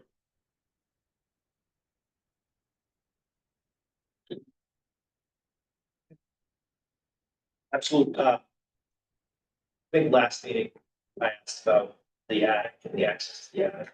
Said maybe it's a pulled out staircase. So it was pulled up. There is no more attic because we came down 6 feet. Yes. Yeah. And if you can, Caitlin, if you could go back to. So the first proposal on page, so just so the board could see, what the building looked like. The first Sorry, can proposal. you clarify? When you say page, are you referring to the presentation again? No. Okay. Yeah, the revised, the plans, first set of plans that was submitted. So this is back in the May 27th submittal. Oh, so not the most recent plans, but the previous. So, I'm sorry, you're just trying to point out. This is the first proposal back of the building, Mhm. where they asked the question about the attic. Oh, okay. Understood. So one of the design elements that the architect was trying to accomplish, achieve, and maintain was a 4-foot ceiling height on both floors. And to do that, you couldn't go up as high as you wanted with 9-foot ceilings and also maintain an attic, a walk-up attic. So, and that was one of the things that was lost by bringing the height down. So there is no access, there is no there'll be a pull down, but there's no walk up and there's no headspace to build out the attic. I think you said it was a pull down before. So we had a pull down before, and that's why. Now there's no pull down. That way you can get on the. Yeah, if I could just to help everybody out, especially if this hearing is continued. You've given several different materials to us, different documents.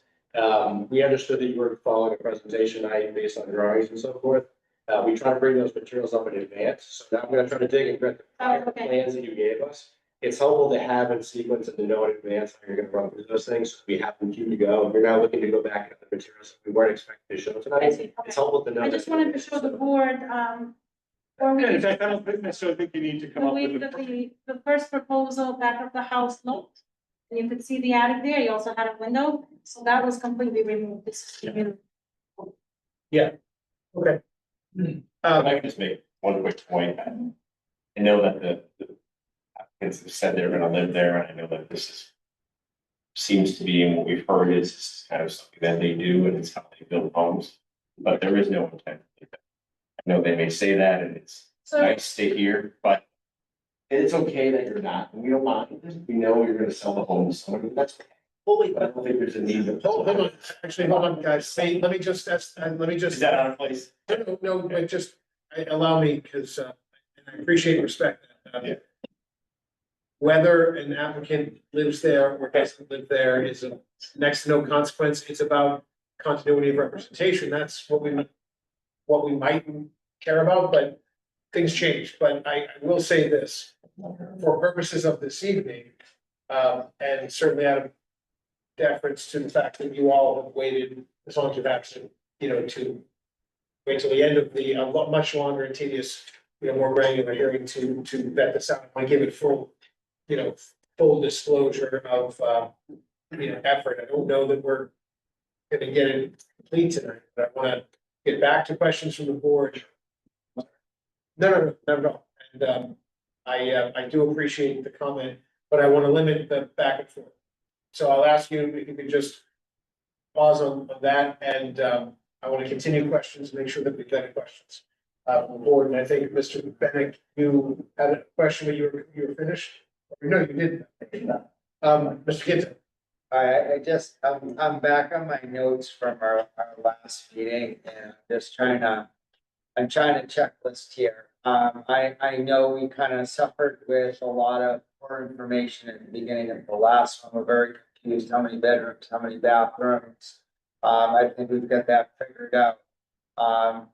Last time you came, you gave us kind of poor examples of other houses in the neighborhood. I really haven't seen any corrections on that. I think you just expanded the view of houses into a much bigger neighborhood versus the actual street, so I'm still struggling with that. I'm very concerned that the neighbors are left a couple weeks ago unhappy, but I'm not seeing any letters to say that they're happy now. I would like to be more comfortable if I knew the neighbors liked the new structure, because as it brought up, the height of the structure's gone down, but the building is still a very large building. It's double the size of what's existing.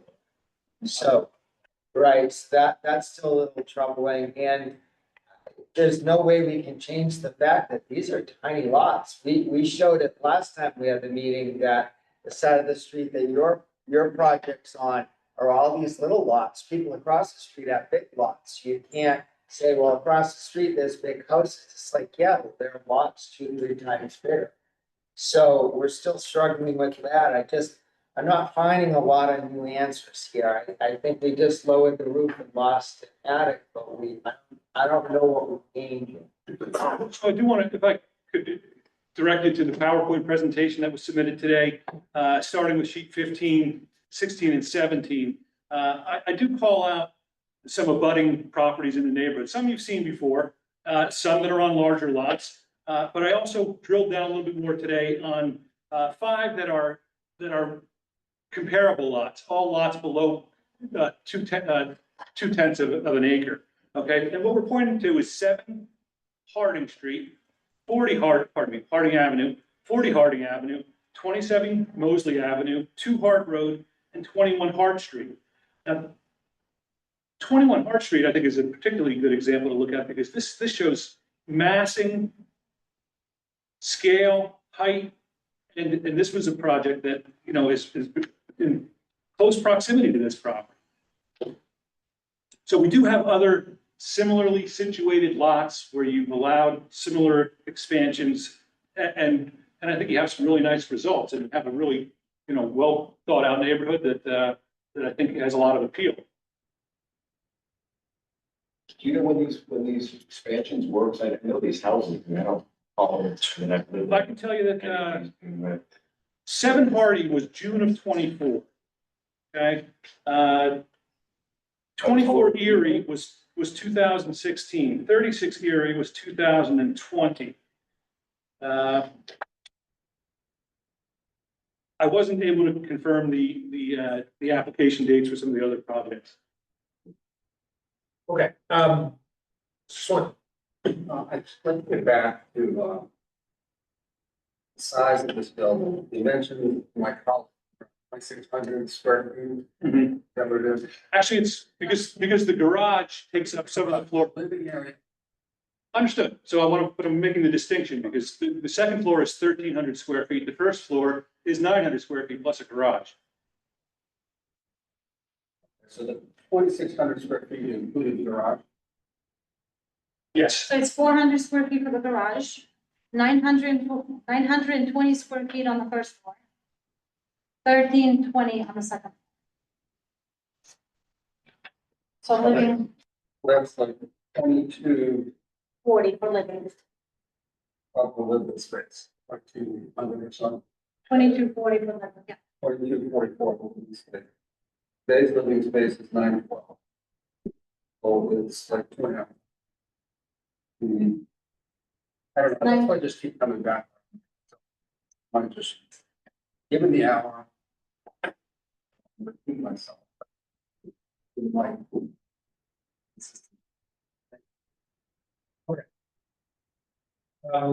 Any further questions? All right, we'll close questions and get into deliberations. What are the thoughts? What are your thoughts with respect to the materials presented and the completeness of the application? And then if you wish, whether or not the applicant has approved it, met the criteria. Go ahead, Jerry. Well, I just wanted to narrow, trying to frame the issue.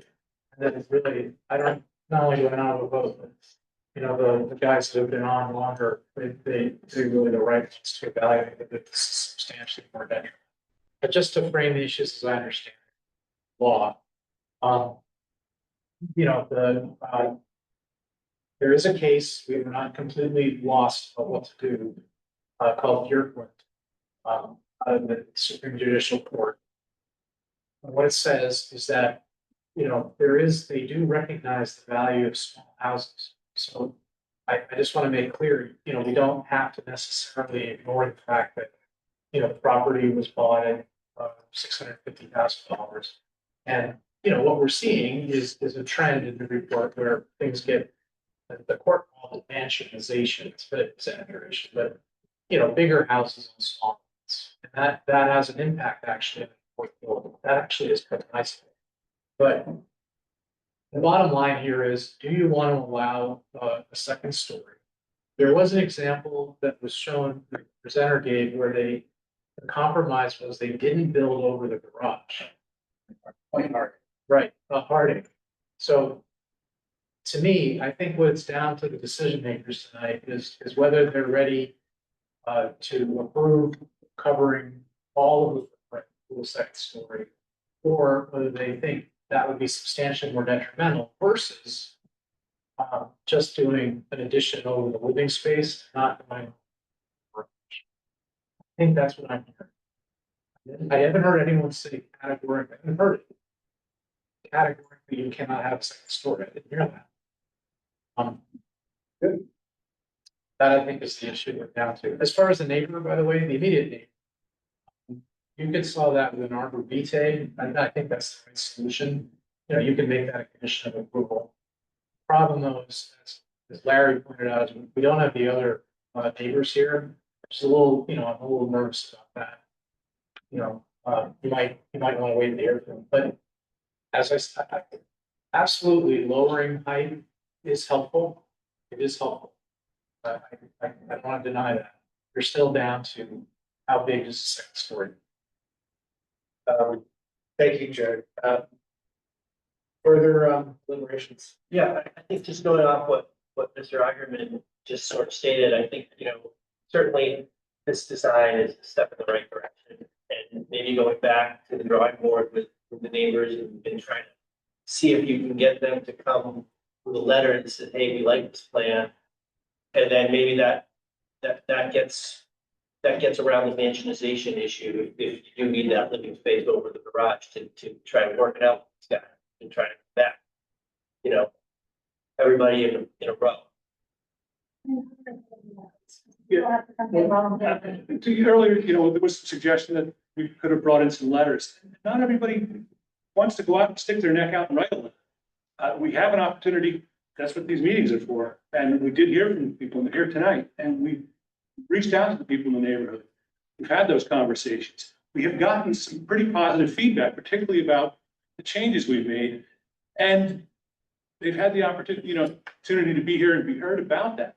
If those concerns were concerns that they held strongly, I think we most likely would have heard from them today. They were here. I think we saw them about.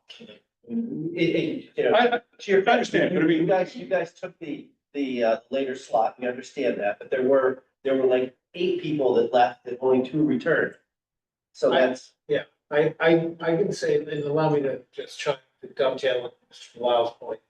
I think, perhaps we put you at a disadvantage by terms of slotting you later by virtue of the assessment of the details of the opening of a comprehensive permit. And to your credit, you were kind of, your client, willing to take that slot. We have, the byproduct of that is that we put ourselves as a board, we disadvantaged our ability to answer our own questions by having the input that I believe at face value may be out there. But we know that there are folks here that are no longer here. I think I'm going to pull the rest of the board because we are, as we round 10:30, I think in fairness, I'd like to hear what, if this board were inclined to take a vote this evening, where that would fall, because as I've said last time, and as we say routinely, we never practice zoning by ambush. So I would never want to, again, getting back to letting the work drive the time, I would rather see a better result in a little more time, though it is inconvenient, admittedly so, but better results are usually permanent and convenience is fleeting. So I would love for us to figure out where everyone's heads are at 10:30, though the time notwithstanding. Ask you volunteer for the slot, and then give you the opportunity to make a decision as to how you wish us to proceed. We do have 2 abutters in the room from whom we've heard, or from one from whom we've heard. We know that there were others. You do as well. I think that's There might generally be accepted. people online, because I see there's, one of them might be the architect and one is my husband, but there is other people who make another call and want to come forward and speak. I'm sorry, when we did public comment, and no one raised their hand. Right, but I'm saying if anyone listening to what you're saying now, maybe they want to come forward and speak. Okay, look, I'll take a moment since we're all here. Before I hold the board, I'm gonna take a moment and, I'm gonna reopen a public comment for purposes of just belt and suspenders, revetting We those appreciate that are, Things in this. revetting those that may be, online. Anyone who is, attending online, if you wish, if you, wish to be heard, just kindly raise your hand so that we can open the mic and hear from you. If you haven't already, or if you weren't sure what to say, now's the opportunity to let us know what you think if you wish to add anything. I see no hands still online. Anyone, you see any hands? Okay, going once, going twice. I still see no hands, so I will content myself, and I suspect my colleagues may share this, that we have we have asked and then re-asked. I don't think there's anyone else who wishes to speak that's here or virtually here. So with that, and with your indulgence, ma'am, and with respect to council, I'm going to go back to the sort of open deliberations. Of our members that are here this evening, is anyone in a position where they feel as though they could support the application with what we have at the moment, based on what we have? And this is just a straw, sort of informal poll. Yeah. You do. Mr. Bennett, anyone, is anyone wanting of any further information, unable to find themselves able to vote? What's your feeling, Mr. Sloan? I know that's a ridiculous one-ended question. It's very unlawyerly. I can't believe I even heard myself say it. Shame. But, you know, it will forgive me getting punchy in my. If we are deliberating, I will say, I think the improvement to the roof was significant. Appreciate that. When you pointed to 20 Parking Street, I was thinking, now, if you've done that, the second story on, but not go up to the garage as well, much easier to hit in with the streetscape. So I reacted positively what Jared said. And then I also reacted to, I don't know whether it was Steve later, but somebody said, you know, all the above, we had quite a few butters here for this last time, quite a few. And that's not typical. Many times we get nobody. So they have a whole bunch of people come in and have an issue. So if you didn't change the square footage of the building, yeah. I'd like to hear what the butters have to say. It is such a shame that much of them have to leave. So I could also be persuaded if the butters all of a sudden turn around and said, well, fixing the roof fixes it all. Fine. So I guess that's what I'm saying. Like you either hear from the butters or like it to be somewhat smaller, more like the hard show without the building open. I just think this it's a lot of it's a street of very little lots, but quite uniformly small houses. The ones that have been expanded aren't this big. As you sort of see in this picture. And it's that's I think it's substantially more detrimental. Pre-existing use. Mr. Lau, your thoughts, and then Mr. Ginza, and then I think we'll make a decision. I'm pretty much in agreement with Mr. Swanton. I think that, you know, I could be persuaded either way at this point, but I think I just need some more information. What information would you need? As Mr. Swan said, we want to hear from the people that we have heard from, because it is not usual to have that many people come in and at an initial hearing, you know, and deliver public comment. You don't think maybe 1 out of every 8 applications, 1 out of every 10 applications, like that. Maybe less. Mr. Ginza, what are your thoughts? I agree. Forward. I couldn't support it right now. There, people came for a reason. They could have been coming in support, I don't know. Okay. But they could have had an issue with it still. And we do a lot of this. We don't usually get crowds. So that's a warning flag for me. I need to know what's going on. I wish they had brought me some letters of support. I would, I think that numerically, there seem to be issues, right, for this evening. I'm happy to take a vote if that's your inclination, that's your. No, once again, listen to the board. I mean, I do hear that they want to hear from the butters. And we did reach out to the butters. I felt like we made a pretty diligent attempt to solicit some input. We, you know, certainly it's expected we would hear from them today. I feel like the neighbor that we did hear from today came in, he gave it to us straight. You know, he sees some things about this that he supports, some that he's not supportive. That's what we expected today.